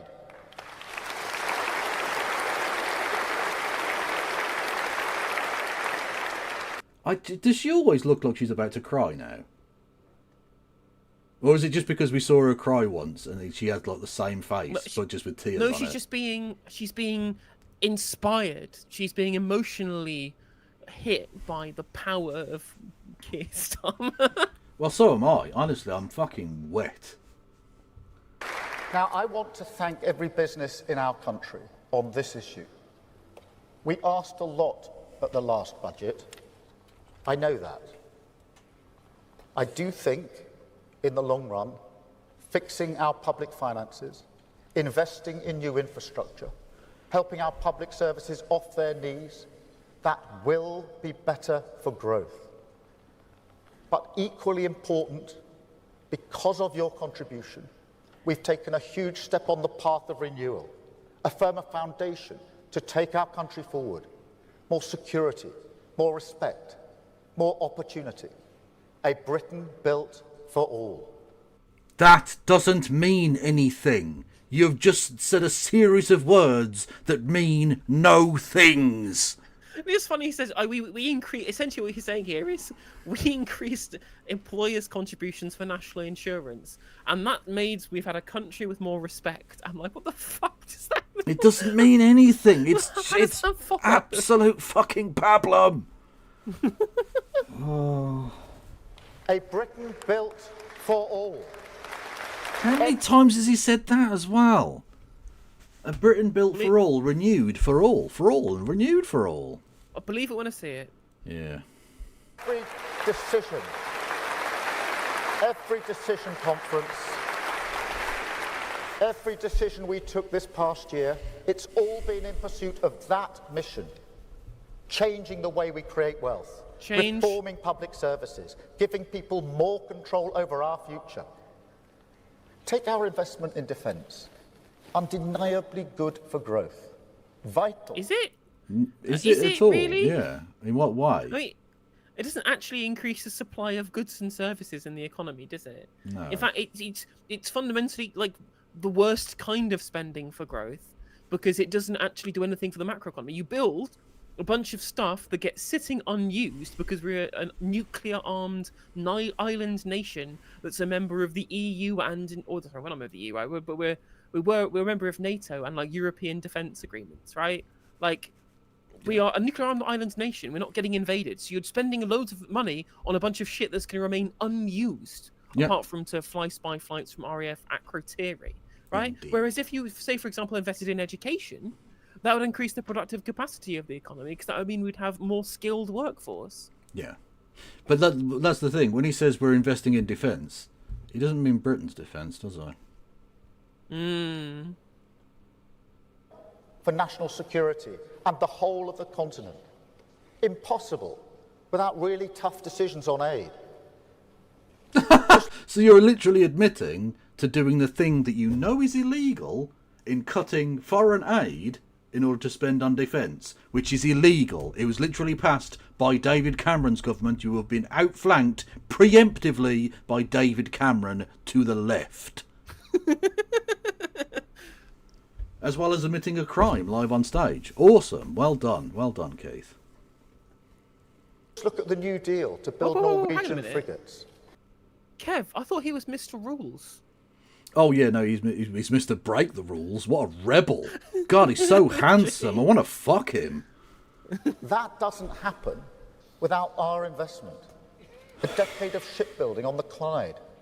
That heritage, that pride. All I heard there was a decade of shit building. Well, to be fair, it's a British waterway, so it is going to be filled with shit, yes. That is true. True. Secure for future generations. Now, those frigates could have been built anywhere, but that was the old mentality, that it didn't matter. But we want to build them here, in Britain. We want to invest in that reputation, in those skills, in the talent of Glasgow and the Clyde.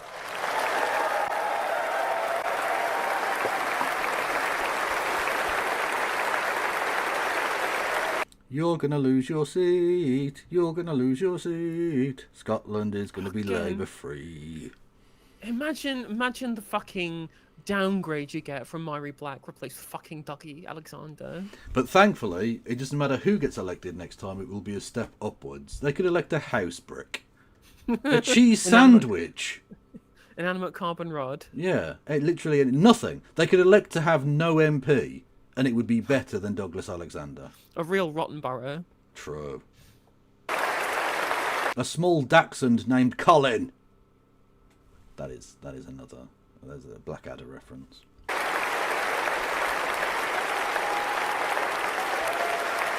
Now, conference. Oh yeah, trade deals. Yes, trade deals. Or is it? Oh, my meaning was like for like a free trade deal rather than just. Oh, well, an you should investment have deal. written that. No. You don't. It says mentions the trade deals, not free trade deals. Go on then. Thank you. I'm assuming he'll mention like fucking India and America and his the blind that he played with Donald Trump. True. 5 days after that deal, I went to the shipbuilding yard on the Clyde. I went to the canteen where the workers were having their lunch. And I stood in front of them. And I said, got my cock out and slapped it on the table. And I said, You and did that. what? Dickheads. Also, I think we can do this as I met a voter one time. They are voters. And he only met them one fucking time, I guarantee you, yeah. He hasn't mentioned Toolmaker. Oh, it's free space. So do I just get that? No, my assumption is that he will eventually mention it at some point. Well, no, I don't think he will anymore. Because doesn't he, like... Wasn't he shocked? He thought people were being, like, classist to him when they laughed at him when he said that. Do you remember? Do Do you think someone's explained it to him? They must have done. Because having talked about him not seeming human, one of the few times he's ever seemed human, it was during one of those, like, leadership things where they had the leaders on one by one, each on their own. And he mentioned Toolmaker and everyone laughed. And he looked genuinely offended. Just for a split second, he looked so offended. Because he thought they were being classist. They weren't. They were laughing at the fact that he keeps saying it all the time and it's a meme. But for a brief second, it was a genuine human response. And so I think he's either hurt by that and just won't mention it again, or someone took him aside and went, people are laughing because you say it every time. Maybe we retire that one. You know. Which is fair enough, because, again, he had the donkey story and he went with Toolmaker a million times. Mix it up, lad. thank you. Thank you for your hard work and your reputation that allowed us to win that deal. They were being judged against other countries, France, Germany, and the US, and they won. They were proud. They said to me that this was... Oh, you missed the donkey story. Okay, so it was based on a story that he might have tried to dodge tax or something. But anyway, he bought a field at the back of his parents' house when his mum was dying of cancer and she'd had a leg removed and stuff. And he bought that because she had donkeys that she had saved or whatever, like sanctuary donkeys. And she loved watching the donkeys in the field. So he gave of his own money to purchase this piece of land so she could do that. And then his dad built a path so he could wheel her in the wheelchair to the fence so she could pet the donkeys before she died. Which is just a genuinely beautiful story, right? Makes him seem like a human. And he didn't tell that. He's been leader for fucking years. That's the first time I've ever heard that story. The comms department are fucking useless. was the answer to the mantra that they heard. People who said British shipbuilding was dead. Shipbuilding. They told me how much it meant to them and their communities. And they were proud because they knew exactly what those frigates were for. And they were proud to contribute, proud that their community was chosen by an ally looking for a partner to defend our continent from Putin's aggression.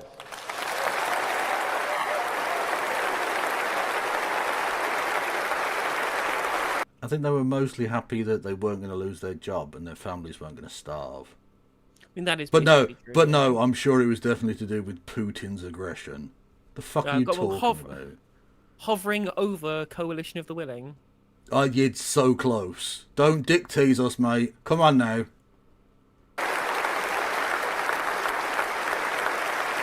And conference. Or take I out... like the very optimistic Welsh flag there, like he's going to invest anything there. God bless you. I mean, you know who will? You know who will invest in Wales? Plaid Cymru. Yeah. When they win the Senedd elections next year. Yeah, exactly. And just officially just declare independence and say to Keith, what are you going to do about it? And then when they turn up for talks, they're just going to bully him. Ryan Ap Yarworth is just going to turn up and actually pants him. Our investment in childcare, 30 hours free for every child between 9 months and 4 years. A massive difference to the cost of living. Thousands of pounds back in the pockets of working parents because we made tough decisions, tough Labour decisions at the last budget. Now, this will help parents and carers back to work, especially women, and that is good for growth. But fundamentally, it's for the children. Now, last year, Bridget and I went to a primary... Fundamentally, it's for the children. Are we back to Epstein again? What? I didn't realise Mandelson was in the room. What? What's happening here? What? ...primary school in Nuneaton. And we got talking to the reception teacher. And she said that some kids arrive in reception reading books. Others are still virtually in nappies. There's similar stories right across the country. Inequality at age just 4 baked in for life. So our childcare provision is a game changer, giving every child the best start in life, every single child equal at the starting line of their education. I have noticed, by the way, that Bridget Phillipson has gone back to Lego hair, but Rachel Reeves now no longer has Lego hair, right? Well, that's the real. Melon That's Cat the has real. moved on. That's the real civil war within Labour. Melon cat hair versus non-melon cat hair. Well, they just have one like melon cat wig that they pass around. Yeah, that's true. Yeah. Well, it'd get confusing because you wouldn't be able to tell them apart, would you?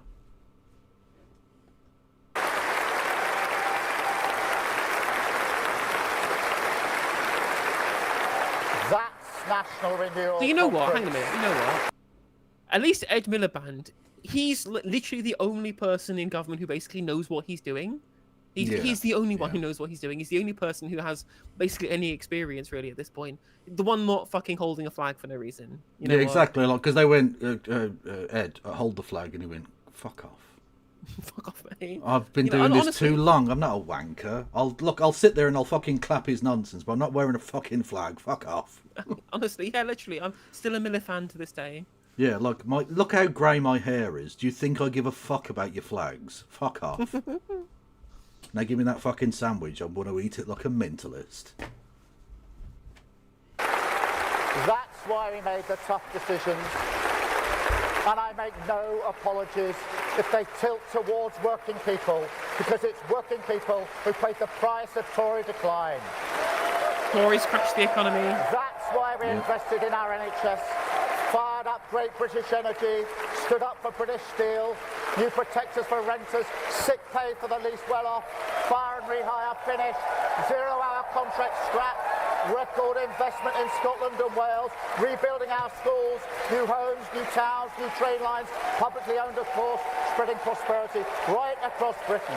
And a proper living wage conference, the culmination of a long journey for our movement, a mark of a Britain built for all. You know what? Conference. Again, you remember how I said he just likes to hodgepodge himself as a conglomeration of like moments from other Yeah. prime ministers? It's just Gordon Brown. Yeah, it's just, Literally, it's the Gordon Brown. Yeah, what does Labour done thing? Yeah, yeah. Also, like he's going, publicly owned, except the trains. Like the franchises And also- are publicly owned, but the trains, no. And he's saying he's like making new rail lines. Well, the rail lines were already publicly owned. Rail track was nationalised. Yeah, yeah. In fact, the one new train line that was going to happen, it's just not going to happen. Brilliant. Thanks, Keith. I mean, technically that wasn't him that cancelled it, but he didn't bring it back, did I? There's no interest in investing in these things. Loving the pink turban in the background there. I'll do like a funky turban. Absolutely. I tell you what.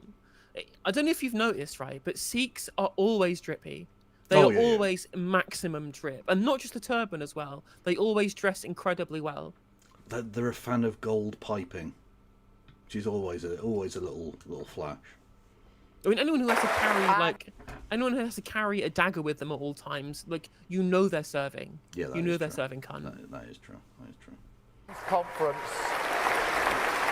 extending free school meals, 100,000 children lifted out of poverty. The first step on our journey to end child poverty.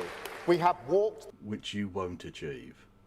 It is funny because he's saying like with 100,000 children taken out of poverty with that, and that's not wrong. That is absolutely true. That's absolutely 100% true. The problem, of course, is that that is not arresting the momentum at which children are increasing their level of poverty because of a bunch of the other policies, like the two-child benefit cap, that you're not scrapping. True. If you want to scrap my two-child benefit cap, you can do so in the form of bits and subs. That's not a weird segue. I don't know what you're talking about. You can do so in the form of bits and subs and subscriptions and super chats and all the rest of it. Well, mine's a zero-child cap because I can't afford to have kids and don't want them anyway. Well, literally, ditto. Yeah. But you can give me money for my invisible babies. Such as Very Zane did with the £2 super chat. Thanks, guys. Really enjoying the stream. Thank you very much for the kind words and the super chat. Remember, of course, if you want your message read out, you can super chat to us. And again, it is literally 99p to become a member to be able to contribute. If you want to become a member, if you're not a member at time of recording, it is not expensive. I think there's like 300 of you watching on YouTube, and there are non-zero number of white names in chat. So if you gift memberships, we can make the names go green. Yeah, and if there's nothing worse than white people. Yeah, literally. We need to have green supremacy in this chat. True. What am I talking about? that road before, and we will walk that road again. Because a Britain where no child is hungry, where no child is held back by poverty, that's a Britain built for all. I think he might have a new thing, a Britain built for all. I think that's the new. Shame we didn't pre-watch this. Otherwise, I definitely would have put it on the fucking bingo card. Because that's a new thing he's got. That's one of the new phrases he's been programmed to say.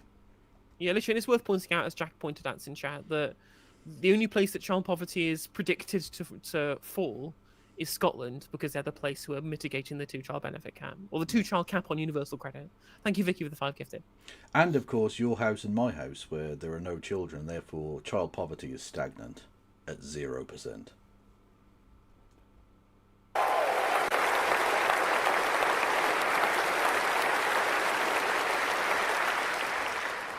But there's another cause that we must also take up, conference. It strikes to the heart of what we stand for and who commands our respect.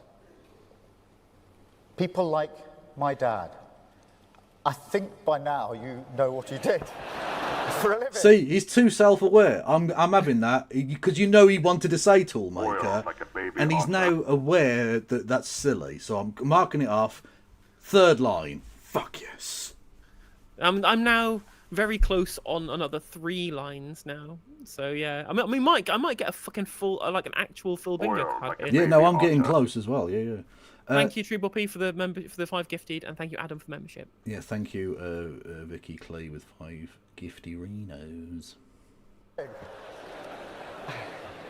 But then again, do you? Do you really know the skill, the craft, the precision that goes into tool making? There you go. He said it. I mean, to be fair, I mean, I hate to be crass about it. Literally, all he had to do was fuck your mum. What the fuck? That was how he made a tool. That's how he made his most famous tool. Sorry. Okay. I was just like, you don't know the man. He could have been a really supportive husband and father. That's horrible. But no, I know. Okay, yeah. Literally, he created a tool. Right, okay. I mean, one thing is, we know that he was very nice to his wife because he wheeled her up the path of the donkey field. Yeah, exactly, yeah. Even though he knew his dad, he must have known his son was a wrong un. He must have done. You know. Like, you've got to pretend to love your kids, obviously, but... Anyway. Yeah. And also, yeah, for once, that's Keir Starmer doing a joke that's sort of funny, but... You know, his delivery is appalling. Yeah, like if anyone else was telling it, it would be a funny bit. Yeah.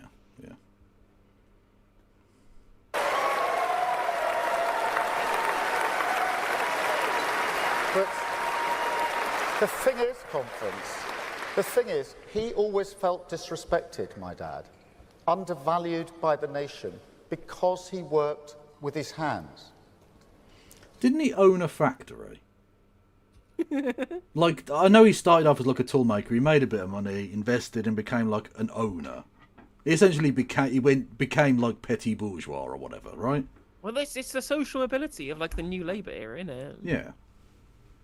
Yeah. Well, would it have been New Labour? Probably pre-New Labour, really. But even regardless, it was still like that Thatcherite consensus of not lifting up a class but rising out of a class. You know. Yeah, that's true. And I can see why. He worked hours and hours at night school when he was an apprentice. I went to Leeds University, had a good time. It's a good place to have a good time, is Leeds. And then when I came back, I officially became the first in my family to... Can somebody check for me the population of Ukrainian Red Boys in Leeds? Oh no! Sorry, that's really not... But he just said he's had a great time in Leeds, and I'm like... Well, that's the thing. Back then, he probably wasn't using Brent Boys. He was probably just having gay sex like a normal person. True, like experimenting like we all did at university. He met a young man named Vladimir and fell in love. And he hasn't been able to recreate that beautiful night ever since. And No that matter how same much he spends. And that same Vladimir, right? That same. Oh no! No!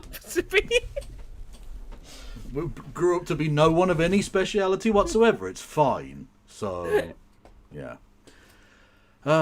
Anyway, thank you, Vicky, who says, Gooners also work with their hands. I presume you mean fans of Arsenal Football Club when you say that. Yeah, quite so, because that's still legal at this point in time. At time of recording, yes. They Well, haven't, it's still they haven't legal, made but it terrorist yet.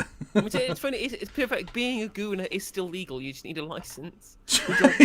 You need to prove your age. You need Brit goon. You've lost your gooning privileges. The ultimate edging. go to university. I was put on that pedestal. Working class families know exactly what I mean. I thought about this when I visited those frigates on the Clyde. The apprentices there. Hang on. So you went there, you didn't go there to visit the people, you went there to visit the frigates. Again, that sums up Keith perfectly. I went to see some boats. There were some humans in the way. I had to talk to them and shake their hands. It was disgusting. But I saw some nice boats. Took me on board. They showed me how they were rewiring it. Miles and miles Everything's of wire. computer. Difficult, Yeah. high-skilled work. You know when NASA first started, you know how they got the wires all the way up the length of the piping inside the aircraft? No. Ferrets. Really? Yeah, they'd tie like the wire to a ferret and have like a little bit of meat at the other end, and it would run through with the wire attached to it. I presume they've got like little electric machines that do it now, but back then, back in like the 50s when they were, creating aircraft and things, yeah, they'd use ferrets. Interesting. Null fact. Really complicated, and of course vital for our country. I thought about my sister, a care worker. She works with adults with Down syndrome. It's amazing work. I know I could never do The effects of Tylenol never end. Unbelievable. it in the way that she does. Also vital for our country. And then I think about my brother. He was failed. He had difficulties learning. He was badly failed by the education system. He was put to one side, barely even seen. Our conference, some politicians say, I want every child to have the same opportunities that I had. You hear a lot of that in Westminster. But that's not me. No, what I want Whoa, is a Britain where I didn't have Keir Starmer would quote Skepta on my bingo card. True. Jesus. I mean, but unfortunately, he can't properly quote Skepta because he does act like a waste man. Well, he is. He is a wise man. Yeah, it's true. He doesn't just act it, he lives it. Okay? people are treated with the dignity that they deserve for making different choices. Choices our country needs. Choices we should value choices that deserve our respect. And so,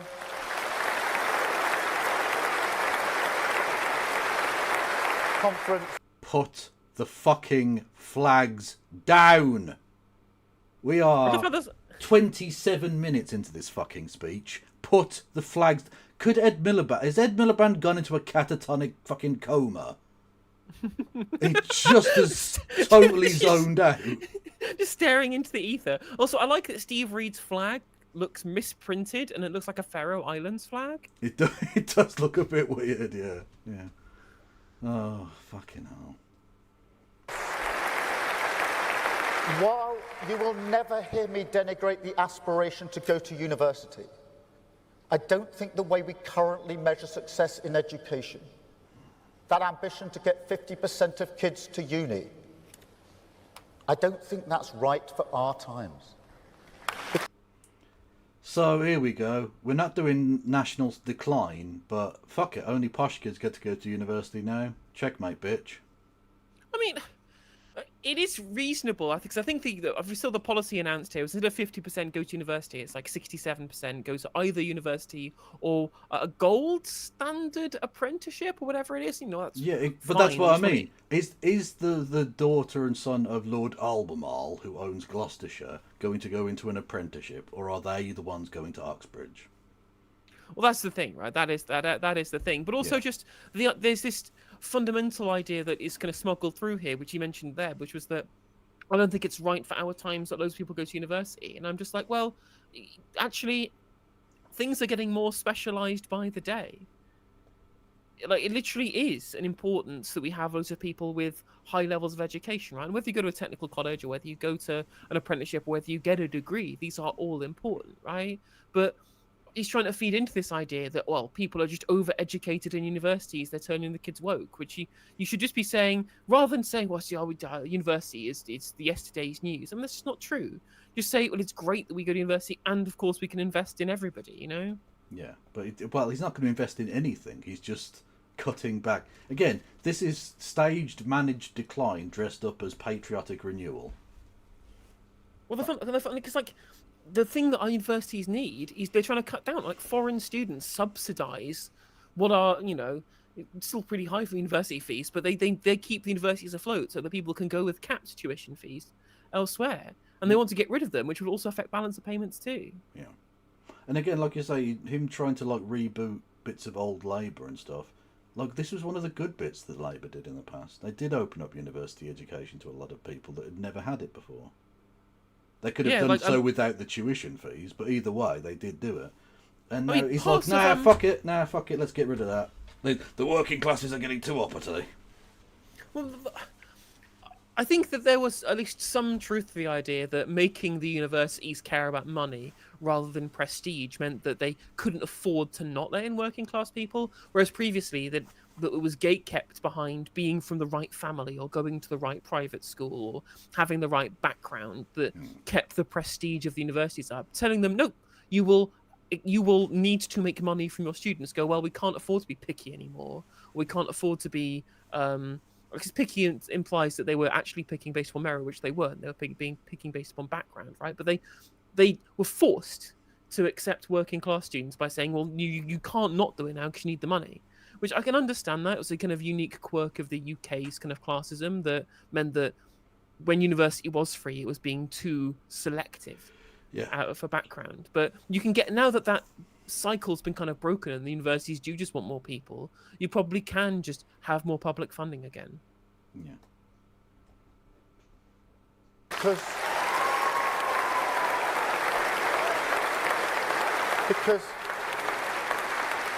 if you're a kid or a parent of a kid who chooses an apprenticeship, what does it say to you? Do we genuinely, as a I can't country, believe it's Starmer afford them that's the going to same lead respect? us into Armageddon. Because we I'd have should, preferred Truss at this point. but I can't help feeling that my dad was right. So conference... My dad was right. He should have come pulled out and come on my mum's tits instead. Thank you for the bits, Sazzled Snake. Thank you. You funded the greatest stream in the history of mankind. Today, I can announce we will scrap that target and replace it with a new ambition that 2/3 of our children should go either to university or take a gold standard apprenticeship. Just putting the word gold standard, it doesn't mean anything, Keith. Like, they do this all. This is such a new Labour thing. You know, oh, we're going to give you a guarantee of a job or a training program. I mean, again, I didn't. Did we have like a low number of apprenticeships before now? Not massively, I don't think. I mean, you can always have more opportunity. That's fine. That's grand if you want to like open up possibilities for people and have different, you know, have a smorgasbord of stuff. That's fine. But he's not going to invest in any of this. And again, just saying gold standard doesn't mean anything, because like what does that actually? How is that going to be different than just what was a regular fucking apprenticeship anyway? Yeah, and will they make the minimum wages for apprenticeships the same as everywhere else, whereas at the moment it's not? Yeah, exactly. Yeah. And I think that it's just frustrating because previously we really did have this idea, because the Tories pushed this too, this idea of getting people out of university into technical colleges, mainly because they realised the universities were making people left wing. Yeah. Rather than for caring about technical colleges. But they also wanted this idea of, again, they hated the idea that their class divide was being undermined through social mobility. They wanted to get people doing apprenticeships because they felt like the rabble were being overeducated, you know?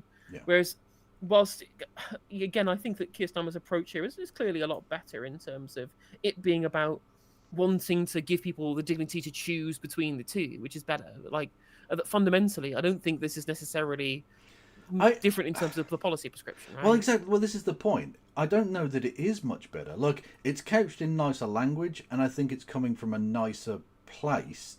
But ultimately, it's the working classes have had it too good for too long. This is what the establishment are basically have a consensus, ironclad, across the uni party here. And they're saying you can't have it. You're going to have fewer working class people at university. They would never ever say that, of course, because that's an abomination to say. But that's exactly what these policies are going to lead to. Whether it's the Tories being nasty about it or the Labour Party dressing it up as super duper epic gold standard mega chungus fucking apprenticeships, or it doesn't matter. Like either way, if your dad was a toolmaker and your mum was a nurse, you're not fucking going to uni. You know.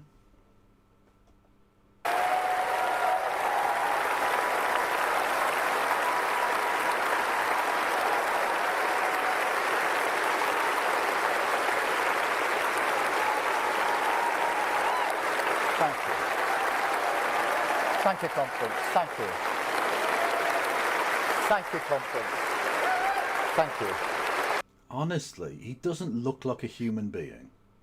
He really is Nosferatu, isn't he? It's just, why do they let this freak out in public? Why is he a thing? He looks like a fucking failed abortion. It's just awful.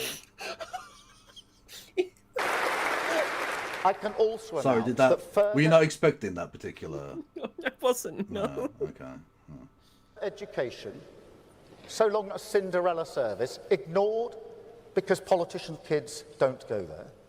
We will make it a defining cause of this Labour government, with higher standards in every college, the quality of teaching raised, more apprenticeships, more technical colleges, technical excellent colleges, qualifications linked to jobs, rooted in their communities.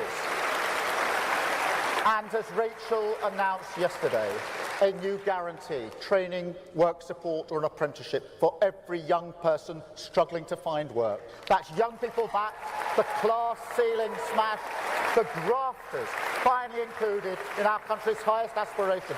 That's national renewal, that's a Britain built for all.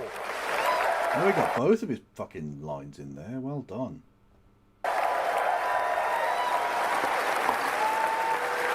Oh, she can't decide. She can't decide whether to stand up or not. God, test the. You wouldn't want to be the only person standing up, would you? Jesus Christ, these people are pathetic. Just stand up. If you want to stand up, stand up. Oh, this is the thing. Because they're so obsessed with everything has to be fucking focus grouped. None of them have the individuality to stand the fuck up by themselves. They're like they are sheep. They're genuinely sheep. Until the entire flock moves, they're not going anywhere. True.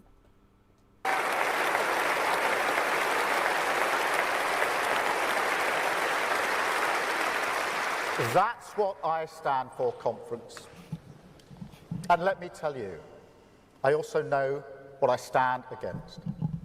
And I have had enough of lectures from self-appointed champions of working people who want to shred our public service, level down workers' rights, crash the economy like Liz Truss. Politicians who lie to this country, unleash chaos. Well, imagine that, a politician who lies to the country, Keir. That's crazy. Thankfully, I'm not looking at one right now or anything. You know, because no one thinks that Keir Starmer is a proven morally corrupt serial liar. No, not at all. He's a good boy. And walked away after Brexit, who equivocate of Putin in Ukraine, who even now go to America and grub around for money, talking this great country down. No. Now, that's actually a solid, bit. That's fine. But did you see old Frogface's response? I did. It was so, it was the most pathetic fucking thing I've ever He's seen. embarrassing. He's trying to inspire violence against me. It's just Again, maybe he's reached his breaking point, Nigel. You like to give it out, don't you, cunt? Fuck's sake. Just in general, right? It's the most fucking brain dead, America brain slop shit you've ever seen. Although it is amusing that he had his entire fucking filming set with the flags ready to go immediately after the conference speech. Naturally, yeah. And not just that, but he must realise that his people don't want that kind of whinging shit. They wanted him to come out and snap back and be like, fuck you, Keith, you piece of shit. Whereas going, he's being mean to me, doesn't really suit his brand. You know? And it's funny that he was the guy, he's been called out by Keir Starmer, and rightly as well, might I add, for going to America and essentially complaining that Graham Linehan was imprisoned because it's the end. It was questioned by the police because it's an infringement upon freedom of speech. And now he's saying, well, Keir Starmer is the one who's using his speech to incite violence, when Keir Starmer is just calling him a racist because he is. And Graham Linehan, the guy who he defended, told hundreds of thousands of people to punch trans people. Yeah. No more lectures from them. Because Labour is the party for working people. Labour is the party for national renewal. Labour is the patriotic party. The patriotic party. And everyone definitely believes that that's a thing. And where the fuck did Anash Sarwar's chin go? That is just complete, he is the meme. Where the fuck is your chin? God almighty. But again, no one believes this. We're the patriotic party. You're saying that because there are dickheads putting up flags on fucking lampposts. No one buys this. They know you aren't that person, Keir. Why are you trying to pull this off? Do you think anyone believes this? Because you think, given that they go so much by opinion polls and trying to read the room, they don't seem to have any understanding of how the public actually think of them. They can't read the room at all. It's actually mad that they don't have any normal people who can just go cut this shit out, no one cares. This is patronising.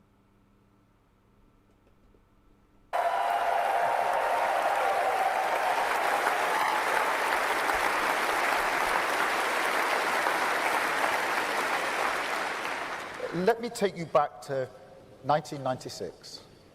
Wembley. The old Wembley, actually. I was there. Okay, awkward pop culture reference. Yep, definitely awkward pop culture reference. Yeah, there we go. It was that semi-final. Too fucking soon, Keith. I cried. I cried that night. Gareth Southgate made me cry. Electric. We're all singing with one voice. Football's coming home. Now, of course, it didn't actually come home. No cheering at us. But, it did feel like something was stirring in England that evening. An England that Do you want to mention that, like, 3 years before that, there were racist fans who literally refused to celebrate an England win because a black person had scored the winning goal, and they claimed that we'd drawn Wow. 1-1. I'm so glad that nothing like that's happened any time recently for anyone involved with the UK football team. The England football team, sorry. Yeah, if a black player misses a penalty in a shootout, they don't get, monkey memes and told that they're going to be fucking strung up from a tree or anything. No, it's super awesome. This is a great country, isn't it, Keith?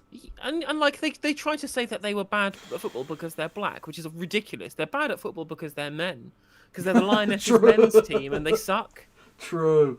Well, they need to follow Chloe Kelly's example. It's as simple as that, okay?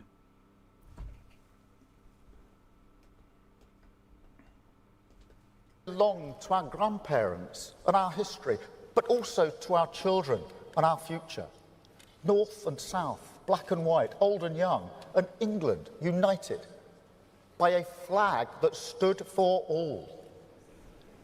Now, I'm not going to pretend I would enjoy it if England lost to Scotland or Wales. The Union does have some limits. But I can say I'm not just proud of the Union Jack and the Cross of St George. I'm also proud of the Saltire, of the Red Dragon, proud of our Union, the astonishing relationship between our four great... Fuck Northern Ireland, you cunts! You know what? First based thing that he said. Yeah. Well, Keir Starmer says up the Ra. Clearly. nations. 4 different nations, yes. But 4 nations... that Really? Because you didn't mention 4 nations there, Keir. You mentioned 3. What's the name of the 6 counties flag? This is the colonial 6 counties flag? The mental one with the fucking hand on it for some reason. I don't know. I don't know. What is it called? The rip-off England flag? I don't know. Time and again have been through fire together, built so much together, a country forged by the solidarity of working Interesting. people. It's literally called St. Patrick's Saltire. It's not a saltire, though. Apparently that's what it's called. But it's not! That's wrong! It's... Okay. I'm just, moving on. So let's fly all our flags, conference, because they're our flags. They belong to all of us, and we will never surrender them. It's just so cringe. Just like, yes, it's just flags. Yeah, we care about the flag. The flaggly flag. Yeah. Also, I don't know that the phrase "never surrender" is the right one to use there, given certain. And again, like you can't. historical Again, he's trying to say that's the Union will never surrender. Think you find it Scotland. Yeah.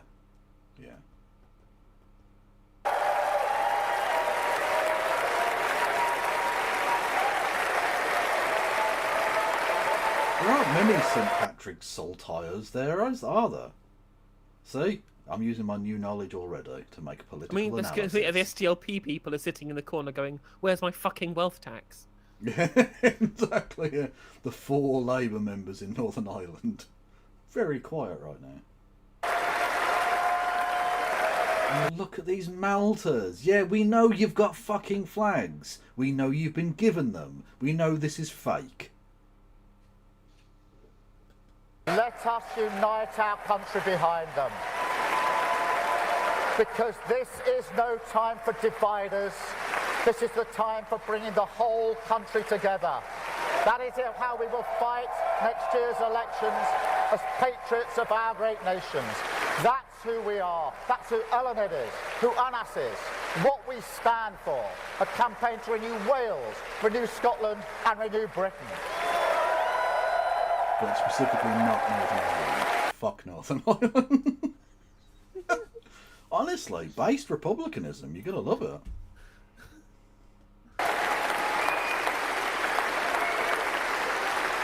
And by the way, this is another example. Look, it matters more when it comes to public policy, but ultimately, this scene is Nigel Farage's victory.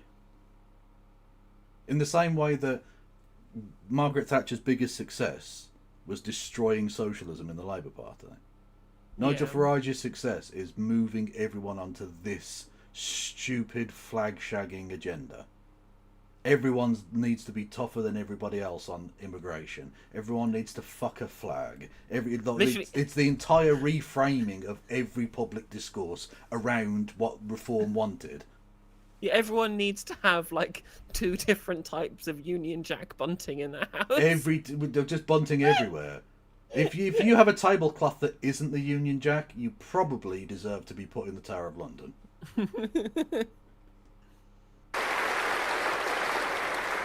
But then that's just the point. Because for me, patriotism is about love and pride, about serving an interest that is more hang than a minute. yourself, a common good. Yeah. It's not trans pride though, is it? Well, no, obviously not. That would be degenerate. Obviously, that would be terrible. Yeah. Also, I love this idea of serving an idea look much larger than yourself. And to be fair, Quadrilla Capital are much larger than him. That is true. True. And the question I ask seriously of Nigel Farage and Reform is, do they love Is where the fuck are your flags, you losers? our country? Do they want to serve our country, all of it, our beautiful, tolerant, diverse country, every region, nation and city? Or do they just want to stir the pot of division because that works in their interests? Do they You know how you could stop that being a thing? If you invested in communities outside of London, they wouldn't need a scapegoat, would they, Keith? If you actually materially, serve the interests of the people of the nation, they wouldn't be turning to crazy extreme alternatives. Like, you and your other neoliberal mates joining together in your fucking weird shit version of the Avengers Assemble, right, is literally the problem. You are the problem. You neoliberal fucks caused the far right to be, or at least to grow.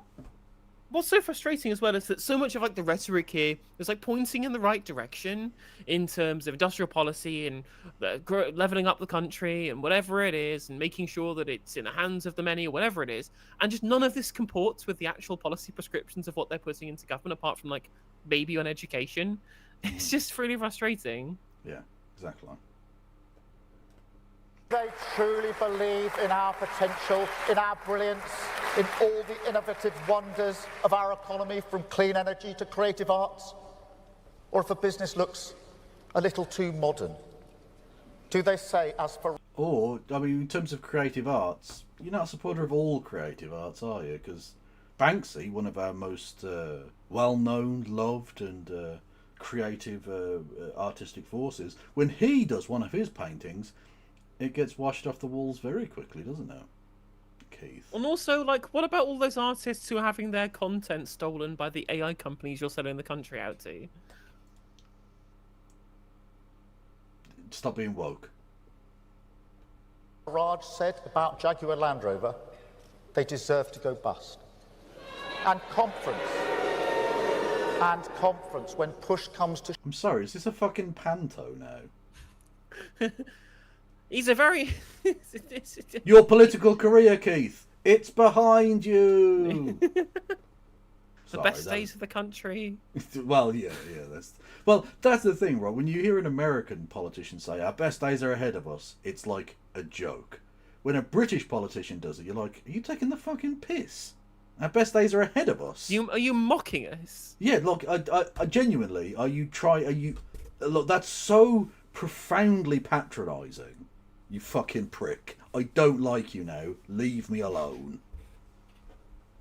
shove, do they really want to fix our problems and renew Britain? Or, as we've seen time and again, whether it's the SNP, the extremes of the left, or Reform and the Tories now,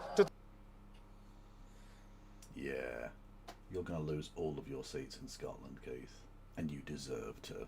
I say by the extremes of the left, he mean people who think that we should be redistributing wealth from the rich to the not so rich.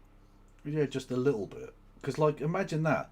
The extremes of the left, and it's the fucking SNP. Really? Okay. Cool.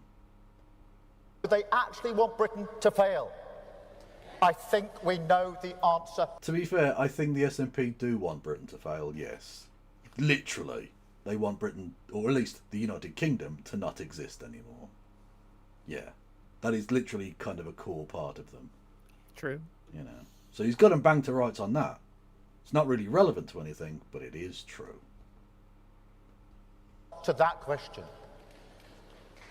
So let me say this, because whilst we must come together to fight reform with everything that this movement has, we must go into that battle armed, not just with words and condemnation, but with action.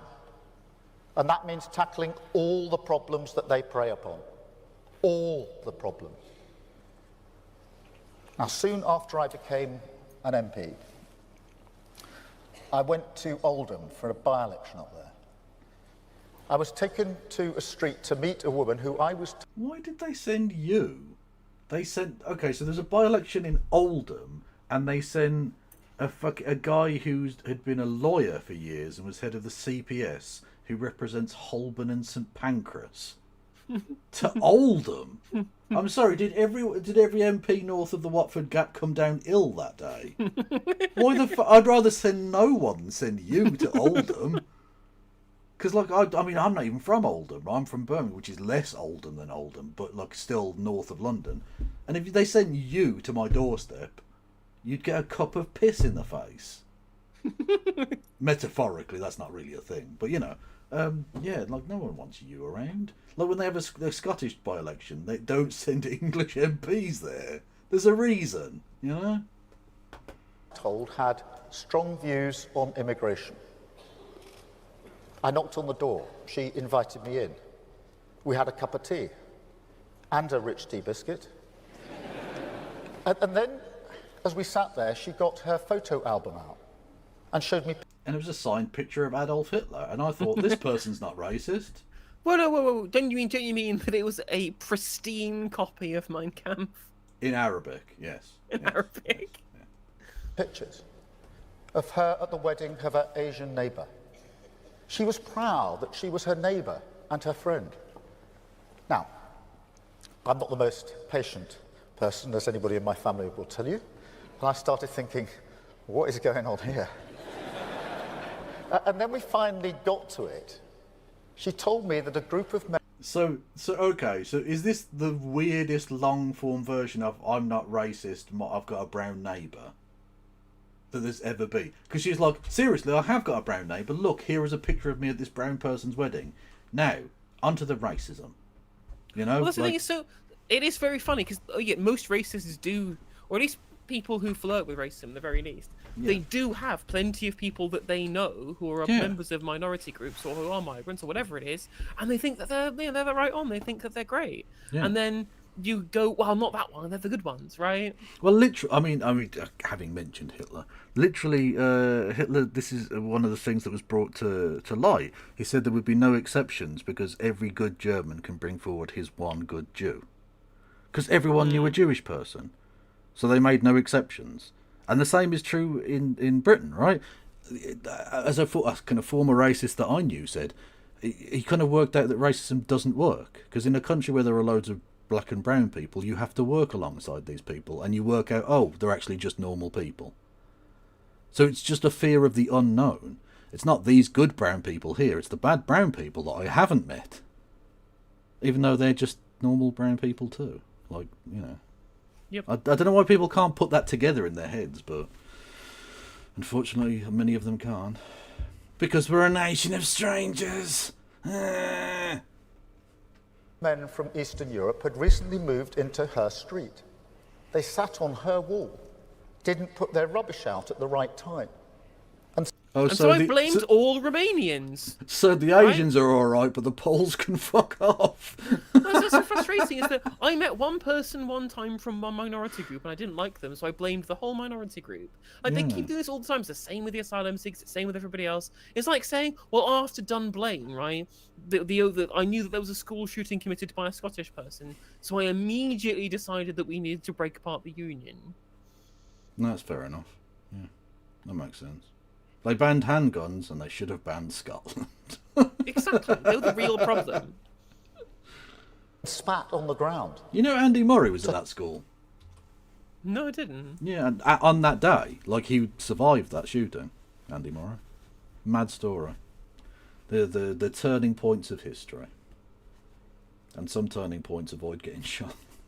Her, that broke the little but important rules of her street. She didn't like it. Then I realised what was really happening. And conference, what was really happening is that she, an ordinary working class woman from Old, Was racist against white people, so it didn't matter. Like, That's the what thing, the she fuck? Just, I don't care that she was okay with an Asian neighbour. She was also racist against Eastern Europeans. Like, what the fuck? What is this story? People said that they were racist, and I went up there and they were racist. Brilliant. Well, What is really this story? it's really simple. Isn't it terrible how some people think they need to prove how not racist they are when they do their racism? Like, you just explain to people that just because there's you've met a non-zero number of people from a certain demographic background who do a bad thing doesn't mean that that's true of the rest of the demographic background. You can't extrapolate to the entire populations and ex-populations of Romania and Bulgaria just because you met two Romanian dudes who were bad. Exactly. Like, I could look at Keir Starmer and go, all white people are boring, spineless, principleless, corrupt bastards. And it's only like 93% of them. So you can't judge a book by its cover, okay? Oldham, a Labour voter, felt that she had to prove to a Labour politician that she wasn't racist. But you've just shown that she was. Your story proved that she was racist. What? Look, I'm going mad here. Was that story to show that she wasn't a racist? Because she knew a brown person she liked? Again, like, what the Eastern European nature of the men is irrelevant unless you're trying to make a racist point. Yeah, like, oh, for fuck's sake, Keith. Oh, he's a knob. Before she could even bring up the issues in her community. I've carried that with me through all the bad years, conference. Whatever our intentions, we had become a party that patronised working people. And that is... You have your dickheads waving tiny flags at them.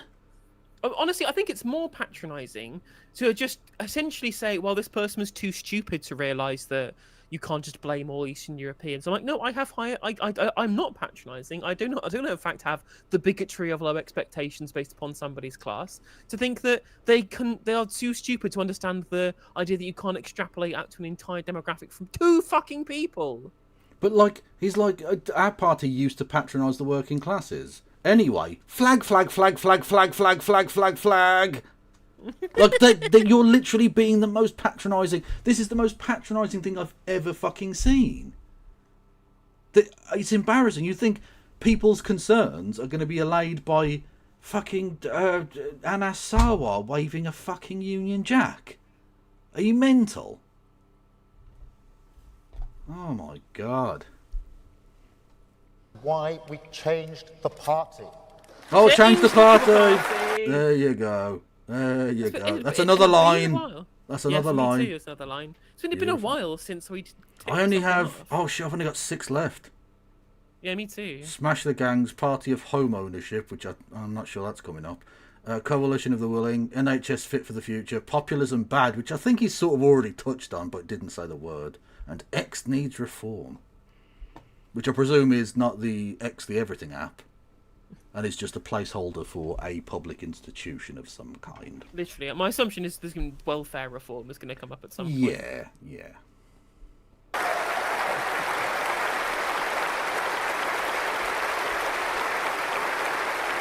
Yet, conference, there are still some people who can't listen in good faith on this issue, who say we can ignore the crisis and our asylum system so long as we get the economy moving. I have to say to those people very directly, we will tackle this issue.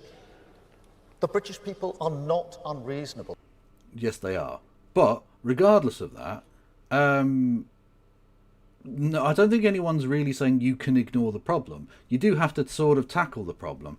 But what people are saying is you can't out-reform reform, and you shouldn't try to. Because A, it won't work strategically, and B, you end up just being the worst of it. Because Nigel Farage isn't in government, but that's not to suggest he isn't in power. Because he's basically dictating government policy. And government flag-waving policy at that. You know? They're pragmatic, compassionate, tolerant. Pragmatic! Pragmatic has now moved to the #1 descriptor of the British people. They are pragmatic. That's the best thing he thinks you can be, is pragmatic. And I genuinely, like, as with the Charlie Kirk thing, nothing I have ever said was as disrespectful as Trump was, or having a pyrotechnic WWE display at his funeral was, right? Nothing that I have ever said about the British public is disrespectful as pragmatism is the best thing about the British people. I think genuinely we're better than that. We're also worse than that, but we are better as well. That's who we are. What people want from politics, that hasn't changed. They want more cash in their pockets, safer streets, opportunities for their children, and an NHS that's fit for the future. Yes! He said it! He said the thing, chat! Oh, fuck yes. I've got just 5 more, Keith. Come on now, mate. We can fucking do this. Oh, the actual full house. Thank you, Ecos889, for the £5 super chat. Not only are you unable to out-reform reform, your reform are giving you reform control of the full narrative. Literally. Very true, they are giving reform control of the full narrative. That's the thing, is that they don't think that they can shape opinion. That's the problem with people, these popularists. They don't believe they can shape opinion. Yeah. And yes, they want secure borders. And Borders that as is well! a reasonable Oof. demand. Now, we should Got it. always say plainly and with pride that asylum for people genuinely fleeing persecution is the mark of a decent, compassionate country. Wow. But Whoa. That is something that I wasn't expecting him to say, but it's kind of like 24 months late. Yeah, it's a bit late, and also you've had this fucking slapped arse face go out there and say, oh, we're going to double the amount of time until you get the permanent leave to remain. Because fuck you, that's why. So, like, you're just playing the reform game. You don't actually believe these things. You're just saying it. conference. Secure borders are also vital for a decent, compassionate country. Controlling who comes here is an essential task of government. And there's nothing compassionate or progressive in a vile trade that loads people into overcrowded boats, puts them in grave danger in the Channel, and ultimately exploits human desperation and hope. So mark my words. We will stop this. We will smash the gangs. Yes! He said the thing! He said the thing! That's another line! I need 4 left, Keith! 4! I've only got 3 left. Oh no! What do you still need? What do you still need? I still need Party of Home Ownership, which I'm really not confident about. Coalition of the Willing, Populism Bad, and X Needs Reform. What do you need? I need Coalition of the Willing and Populism Bad and Student Politics / Party of Protest. Oh, that one could be difficult. You might say it, though. Yeah. We will remove people with no right to be here, and we will secure Britain's borders. Put the flags down! Oh, God. Oh. But there is a line, a moral line. And it isn't just Farage who crosses it. There are also people who should know better. So Hang on, you already got X Needs Reform. When did he say that? When did he say that, chat? fear and discord across our country. And then when we call it out, they pretend that we're criticising reasonable concerns about immigration. We have seen that trick conference. So let us... Yeah, literally, the fucking Sun's front page. Oh, no, not the Sun, the Daily Mail, wasn't it? Keir Starmer says if you've got reasonable concerns about immigration, you're racist. Which is not what he said. Like, I think what he said was still shite, but, like, that's not what he said. It's just a lie. Which just shows that you can't, like, find a mediated position. It's just, you can't find a reasonable middle ground here. Because they'll just call you a fucking... They'll say you want to bang Muslims anyway. But that's literally what they did. They call him, like, Sharia Keith and shit like that. Yeah. Oh, he did say reform the NHS. Yeah. Okay, I'm having next needs reform then. Fuck it. Okay. Yeah. It's not on my card, so I just missed it. Fair enough. I mean, it would help if I remembered that we were playing bingo. Which I, for large swathes of this, I've forgotten. I've been flagnetized. I've got flag blindness. Spell it out once and for all. Controlling migration is a reasonable goal. But if you throw bricks and smash up private property, that's not legitimate. That is thuggery.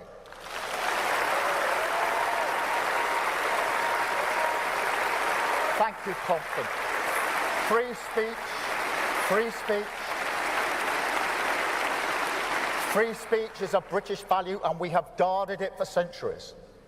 Except if you're Owen Jones, and then you can go fuck yourself. I mean, he's right. He's right. Free speech is absolutely central to his government, which is why it would be illegal for me to say the words "I support Palestine Action," because I don't support Palestine Action. I would never say that. Because I don't believe it, and second of all, because it would be illegal. I would never say I, Kevin Logan, support Palestine Action because I don't want to go to jail for 14 years. It's bad. It's terrorism. You might as well go and join Boko Haram. Literally. That's not advice, by the way. That is a comparison. Yes, we are not saying to do other things, because again, both of those things would also be illegal. It would also be terrorism. Palestine Action and Boko Haram are both, ironically, haram. But if you incite racist violence and hatred, that is not expressing concern, it's criminal. And Mr. And this party, this great... So inciting violence is bad, isn't it? It's really bad when they do that, unless of course it's against trans people. Yeah. Then it's fine. Yeah. Also, you did just have an ex-member of Parliament arrested at an airport. Technically not arrested, but like they weren't free to go. That sounds like arrest to me. Whether you officially book it as such, I don't really care. Was interviewed under caution, right? Yes, under the Terrorism Act, which means you don't have the right not to respond. You have to answer the questions. Otherwise, that actually will be held as a sign of guilt. Yeah, that's not good. Like, freedom of speech includes freedom of silence, surely. That's too much speech, compelled speech. Party is proud of our flags. Yet if they're painted alongside graffiti telling a Chinese takeaway owner to go home, that's not pride, that's racism. Okay, so you can recognise that as racism, but not the weird woman in Oldham? Is it possible to be racist against Eastern Europeans? Can I just ask? Is that... I don't know. Only if your name is Vladimir. Well, Peterwood, I did wonder that. I wasn't sure if I'd paused it right. Did he nearly say Mr. Speaker at one point? I think he almost did, but... That would be really fucking funny. Yeah, he just went, Mr. Speaker, I put it to the conference. And conference. If you say... And frankly, given how shit Mr. Speaker is, there's barely less fucking clapping in Parliament now than there is this fucking room. Even though it's unparliamentary. Or imply the people cannot be English or British because of the colour of their skin, that mixed heritage families owe you an explanation. The people who've lived here for generations, raised their children here, built their lives here, working in our schools, our hospitals, running businesses, are our neighbours. If you say they should now be deported, then mark my words, we will fight you with everything we have, because you are the enemy of national renewal. The thing is, what's so funny is that was almost really good. That was Yeah. almost, I think, genuinely was really good. And then instead of saying the enemy of Britain or the people or the enemy of our great country or the enemy of social cohesion, you're the enemy of national renewal. You're the enemy of my focus group buzz phrase. Literally, it's just the worst possible thing where you could end that, right? Like, Yeah. you need to get people bought into that phrase that you've brought up fucking 20 minutes ago before you can make that into a rousing conference thing. Yeah. Which you haven't done. Exactly. You've made a lovely cake and then shat on it.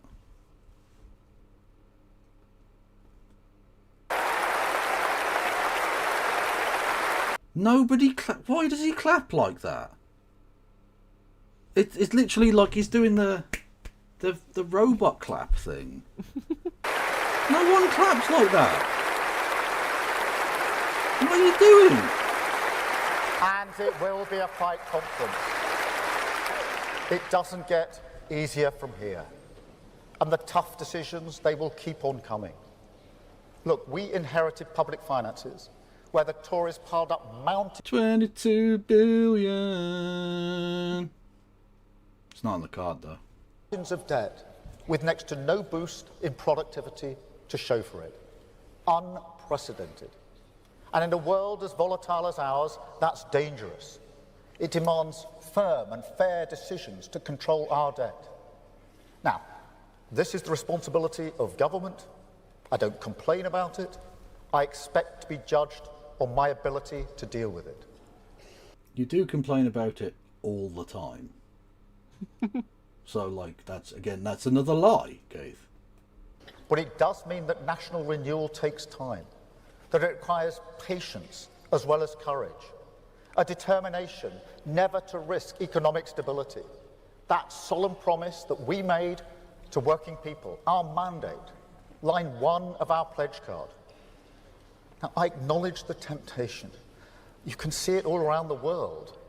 A desire to avoid reality, to neglect the long term, cast off the constraints and indulge in ideological fantasy.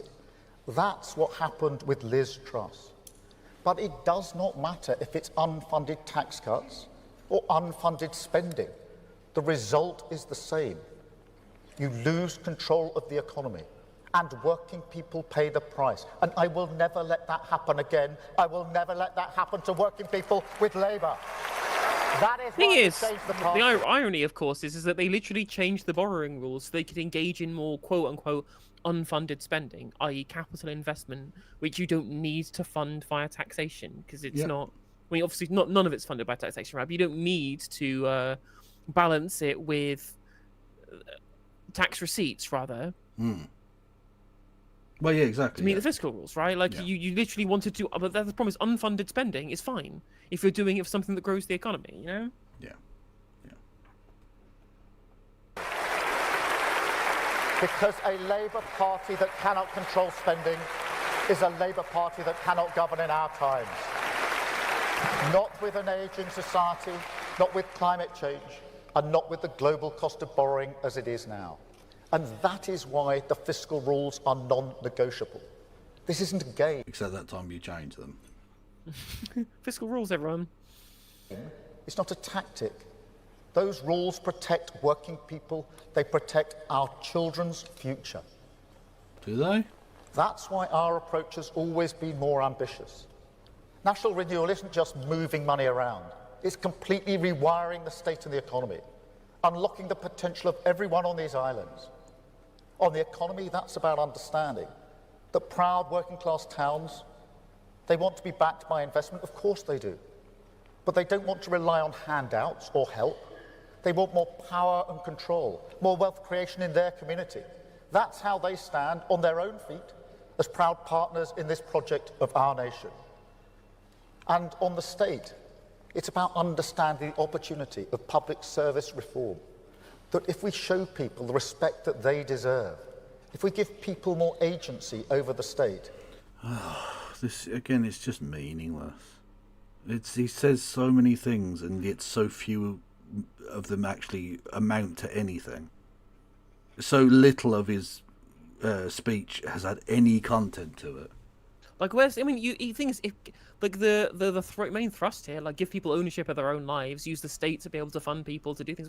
Where are the cooperative funds? Where's the? Well, that's what I mean. It's like Yeah. you can say something like give people more power over the state.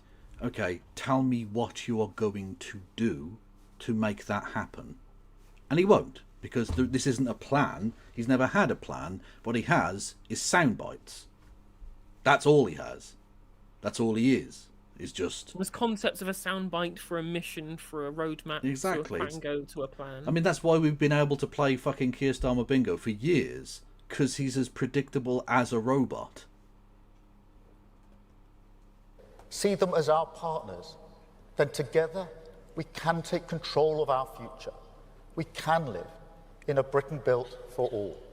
Oh, for fuck's Take sake! our NHS. I know how hard people work in our NHS. I Because see it my mum worked in the NHS. Yeah, we know. Your sister was a fucking flag maker. Yeah, okay.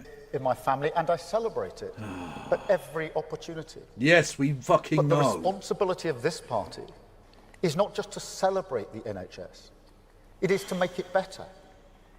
And in decades to come, I want people to look back on this moment as the moment we renewed the NHS for a new world, just as we look back on that great Labour government after the war.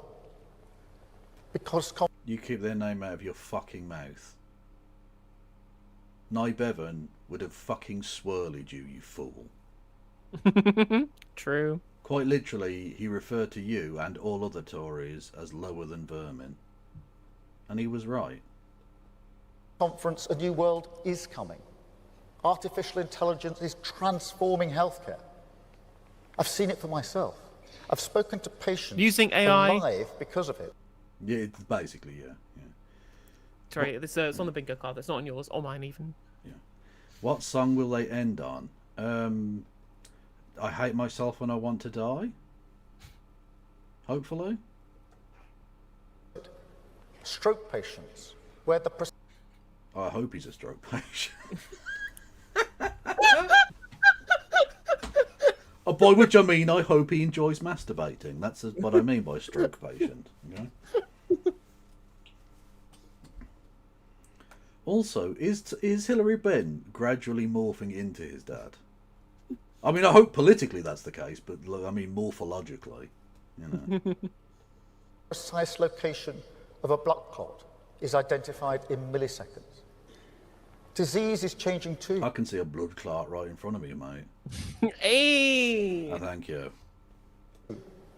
And with an older society, more people who have long-term conditions, we need to put patients in control of their health, shift care closer to their lives, and put technology in their hands Aye, aye. at their service. And that's what we're doing right across our NHS. But we have to keep up the pace. I've been there before, I know what it's like. If you stand still on public service reform, you do end up going backwards.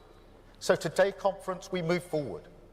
Every day the NHS delivers countless appointments, and for the vast majority, a face-to-face. It's not countless because you keep official records. Okay, I know that's a small point, but like, he's just a knob. He's a knob. Consultation is right, and we will never take that away from those who want it. But think about a single mum juggling kids and work, trying to find shouldn't time juggle to speak kids. to a specialist. Or someone in their later years living in a rural community, miles from a hospital, who needs a checkup for a suspected eye condition. Why not have a doctor see you at home, in your living room, on an iPad, talking to you? No queues, no 3-hour bus trip, no cancellation letters arriving after the appointment date. Wouldn't that be good, conference? And not just the conference, the better care. Think about it. That person with the eye condition, she could access the top specialist in the country, even if she lived miles away. Care no longer tied to doctors in your local area, which means you can see someone more quickly, at a time that suits you. But also, the system can deliver more, much more, up to 8.5 million extra appointments. Imagine what that could do to waiting times. And now, conference, imagine no more. Because today I can announce a completely digital NHS Trust, NHS Online, that will offer millions of appointments, convenient appointments, appointments you choose, a new chapter in the story of our NHS.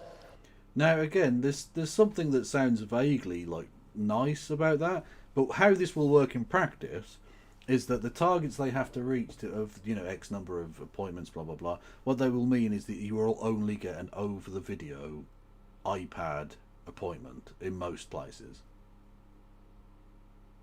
Yeah, That's yeah, fundamentally pretty how much. this will work out. I Yeah, guarantee yeah, it. for sure. That's not how they'll sell it, and they'll promise us it won't work out that way, honest. And then they'll be surprised when it works out that way. Harnessing the future, patients in control, waiting times cut for every single person in the country. That's national renewal. That's a Britain built for all. Do you have to say both of your slogans every single time?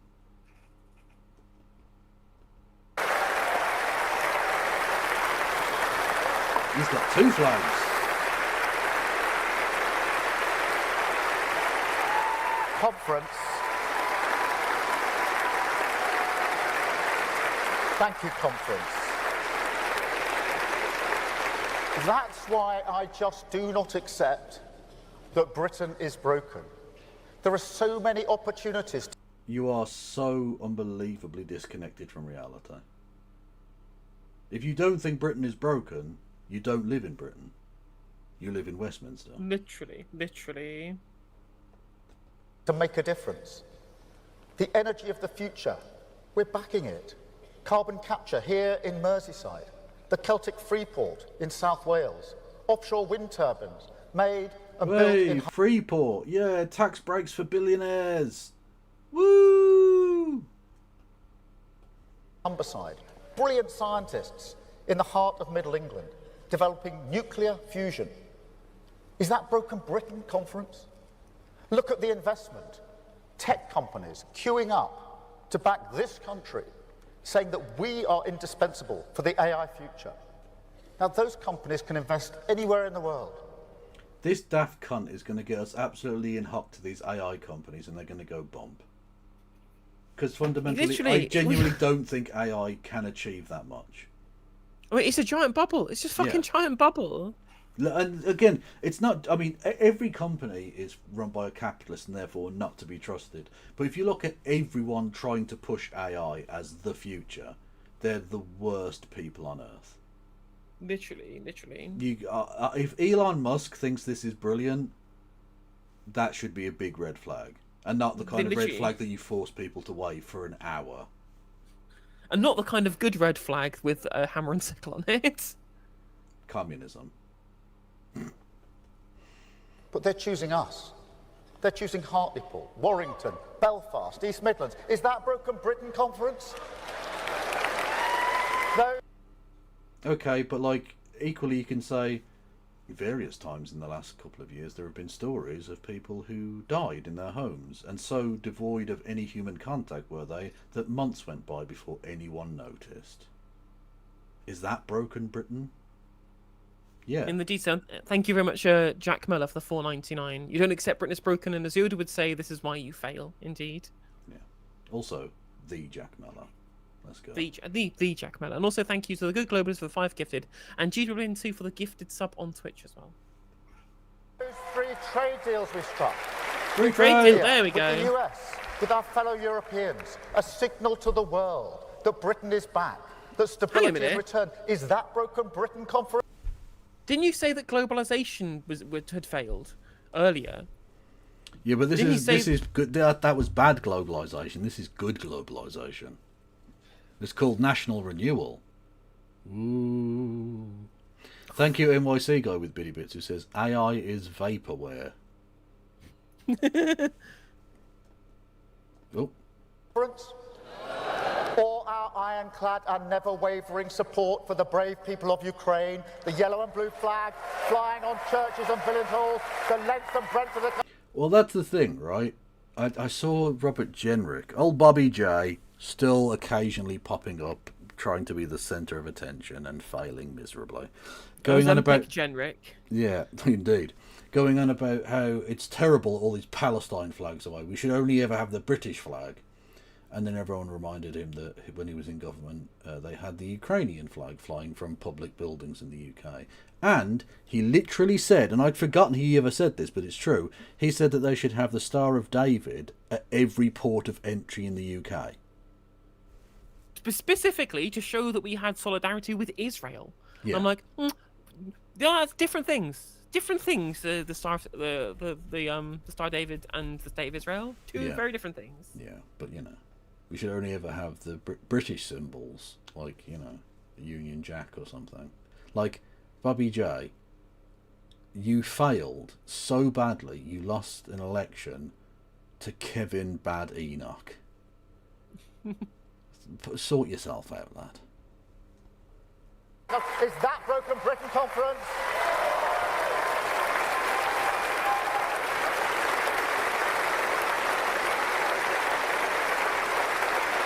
You can always tell security because they're facing the other way. Like an And IDF. then, Yeah, exactly. and then conference, there's Melanie from Calderdale in West Yorkshire. She runs an organisation called Our Place. It's for carers and people cared for, or just people who are lonely. Organising a couple of meetups a week. That doesn't sound like much, but for those people, it's everything. Is that Broken Britain? Yes! People are so lonely, there are specific groups to make them less lonely. That is the sign of a disconnected society, Keith. Yes, actually. Like, the people do Charities it- are a fundamental flaw of a society. Don't get me wrong, people involved in charity are glorious people, but they shouldn't need to exist. Yeah, exactly. Unbelievable. Or take Caitlin, down here, just 15 years old from Barnet. Now, Caitlin, like me, loves football, but there was no girls' team. Does she get free tickets to the Arsenal boxes each week, Keith? No? Okay. At her school, so she set one up, the first of its kind.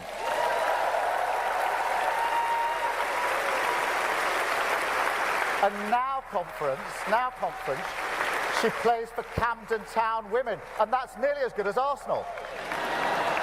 She coaches as well at Potter's Bar Little Lionesses, just 15 years old. Is that Broken Britain? What? I'm sorry, are you genuinely serious? In a country where people can't afford to either eat or heat, you're now saying because a 15-year-old set up a fucking football club, everything's fine? I think it's the problem is that Broken... He's a fucking idiot. He's an idiot. I'm sorry. There's no... this is so completely the opposite of reading the room. Go on, sorry, go on.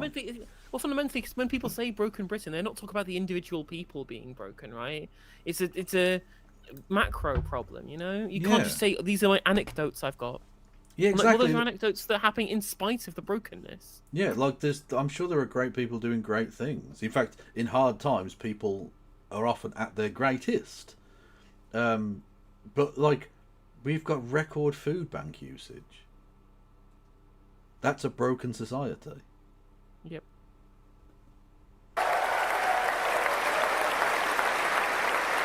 What about George here, who delivers food parcels in Telford with a smile? Debbie, who recycles school uniforms. Well, that's another great point, which I hadn't even thought. What have these nice stories got to do with anything his government has done? True. These are not your achievements vicariously, Keith. That 15-year-old didn't get public money to do any of that. They just did it. The fact that there are food parcels that need delivering is a failure of your government. For hard-up parents in Halifax. Isaac, who scrubbed off that racist graffiti in York. The people... Okay, Keith, listen to yourself, right? There are food parcels that need delivering in Halifax. There is racist graffiti in wherever the fuck he said that was from, right? York. York, right? those are two very, very clear symbols of a broken society. Just because there are literally people have. trying to tackle them, it doesn't change the fact that it is broken fundamentally to begin with. They literally had to get to prove how definitely our country wasn't racist. They had literally had to try and find like someone who's actually not a racist from TikTok called Big John to go up and be on Newsnight to talk about how he was going to go to the Chinese restaurant and give them their custom to show solidarity with all the racism they've been receiving. Right, Big John, legend. Right, but I do think that having to launder the state of the nation via TikTokers through Newsnight as a vector to make up for all the racism we're having, I think that might not be a good sign. No, that's bad, actually. Who picked up the bricks and rubble in Southport. Alex, who raised money to rebuild the library... Yeah, they picked up the bricks that had been chucked by people doing a race riot. Keith, that is a broken society. And I'm a broken record right now, I suppose. But, like, it's just everything he's mentioning here is actually a very, very clear sign of a society in a lot of turmoil. in this city that was burnt down by thugs last year. Is that Broken Britain conference? Yes! They burnt down the fucking Citizens Advice Bureau because they were advising brown people. Yes, that is a fucked society.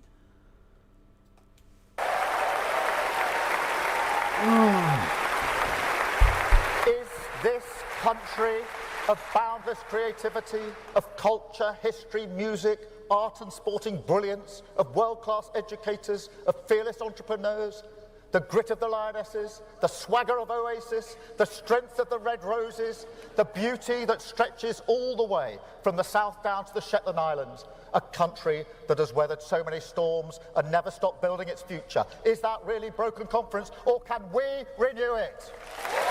No, hang on. Why- You are literally saying it needs renewal, which implies that it is broken. Yeah, we wouldn't need renewal if it was fine. And you know, it's perfectly fine to say that and just say, well, but our job is to fix it. You know, like it's just very Well, exactly. weird. Well, that's the thing. In order to renew it, it must have been unnewed at some point. And unnew is just another word for broken, Yeah. Keith. Just saying. Why are you applauding this? This is rubbish. Conference.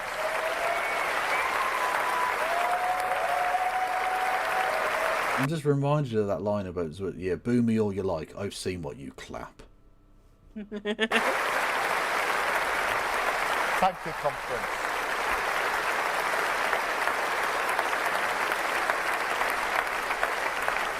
Because I'll tell you this, mere politics cannot break Britain Conference. It's not in its gift. And while you may not see them on social media, people like this, they are the real face of Britain.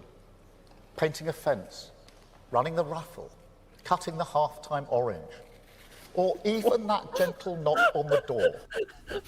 Sorry, I know I've seen this already. It's really funny. You Cutting talk the about cutting the half-time orange. that well-known idiom, that well-known thing.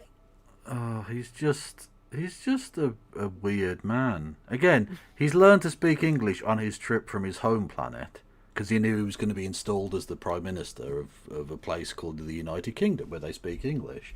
But he'd never actually spoken with anyone in English. And so he says things like, cut up half-time orange and I support flag. Like, technically, those are all really good words. They work together in a string to make a sentence.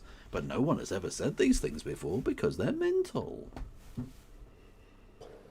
That checks that your neighbour is all... Actually, a sentence that I didn't think would ever exist. Someone left a labubu on Marx's grave. Did it? That's not a sentence that should exist. And yet it does. Right. That's real Britain Conference. Millions of people, miles away from Westminster, giving up their time, taking responsibility, making their community better. And so, conference, we will renew Britain with them. Because I've always said that people with skin in the game, make the best decisions for their community. And so the money we invest in renewal, whether it's for youth clubs, peers, parks or chippies, we will give control not to politicians, but to people, to those champions of national renewal. Because while I know nobody wants to hear this from a politician, the truth is we do all have a responsibility to change our country. There are limits to what the state can do on its own. In the end, we really... Be nice if you tried, though.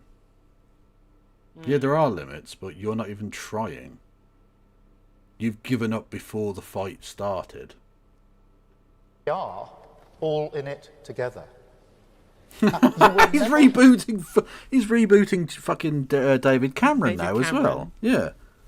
If he says hug a hoodie, I'm gonna fucking explode. I swear. Well, the thing is Hear that that. they're expecting random people to essentially take up the role of the state themselves. It's literally David Cameron's big society. Yeah, it's just the big society. Yeah, it's exactly what it is.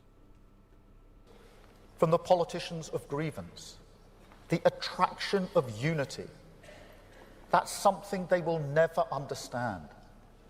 They will never hold out their hand, as I do now, to people who may see the world differently. Whoa, whoa, whoa, whoa, whoa, whoa, whoa, whoa. So if you're a fascist, he holds his hand out to you. If you're on the left, you're a flea and need to be dealt with. The door is open, you can leave. Intriguing.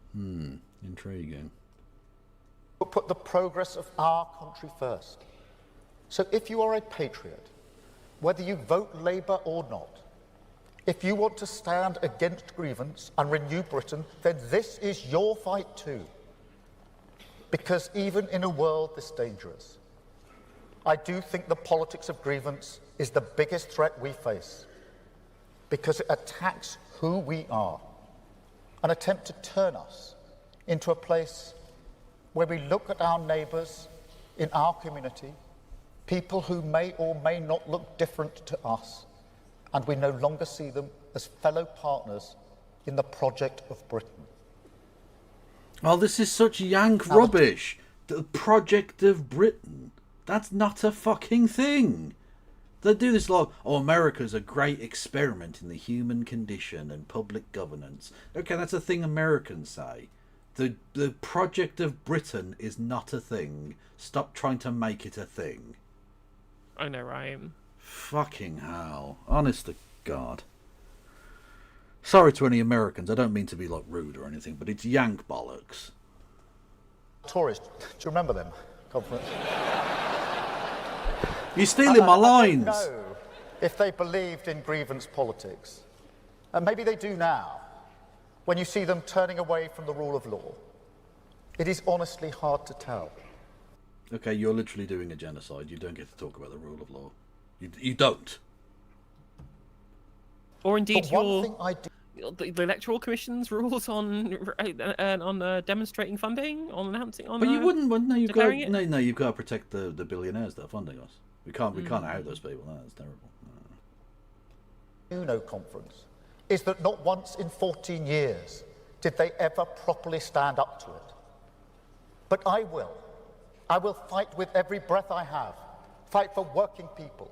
Fight for the tolerant, decent, respectful Britain that I know. People say... Like, it's so annoying, because some of the rhetoric here is nice, but, like, this is the man who will ensure Nigel Farage becomes Prime Minister.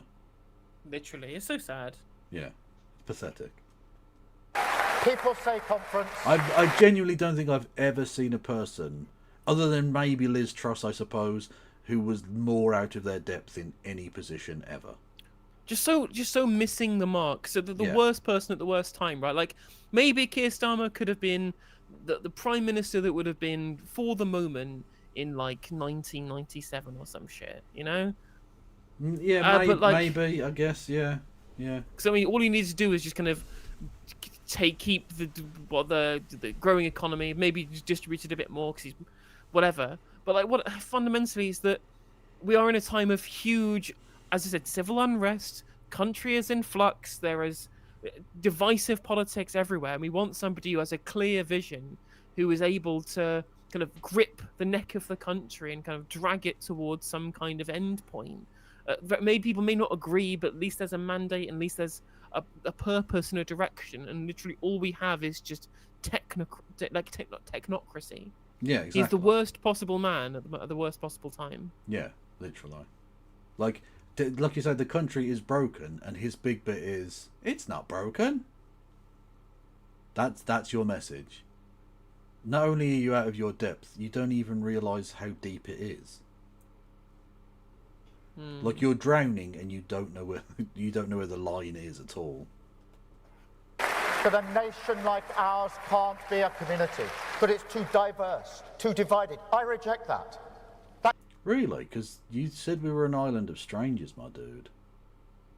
So, like, what changed in the last 3 months? That goes against everything I stand for, everything I've served. You don't stand for anything. Probably just for being poor Andy here, but you don't stand for anything. Yeah, literally. Everything I understand about this great country that I love.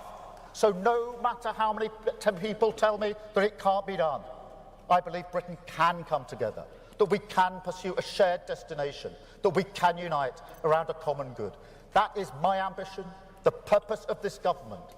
End decline, reform our public services, grow our economy from the grassroots, and with resolve, with respect, with a flag in our hands, we will renew this Jesus country Christ. until we can say with total He's doing the bit with a flag in our hands.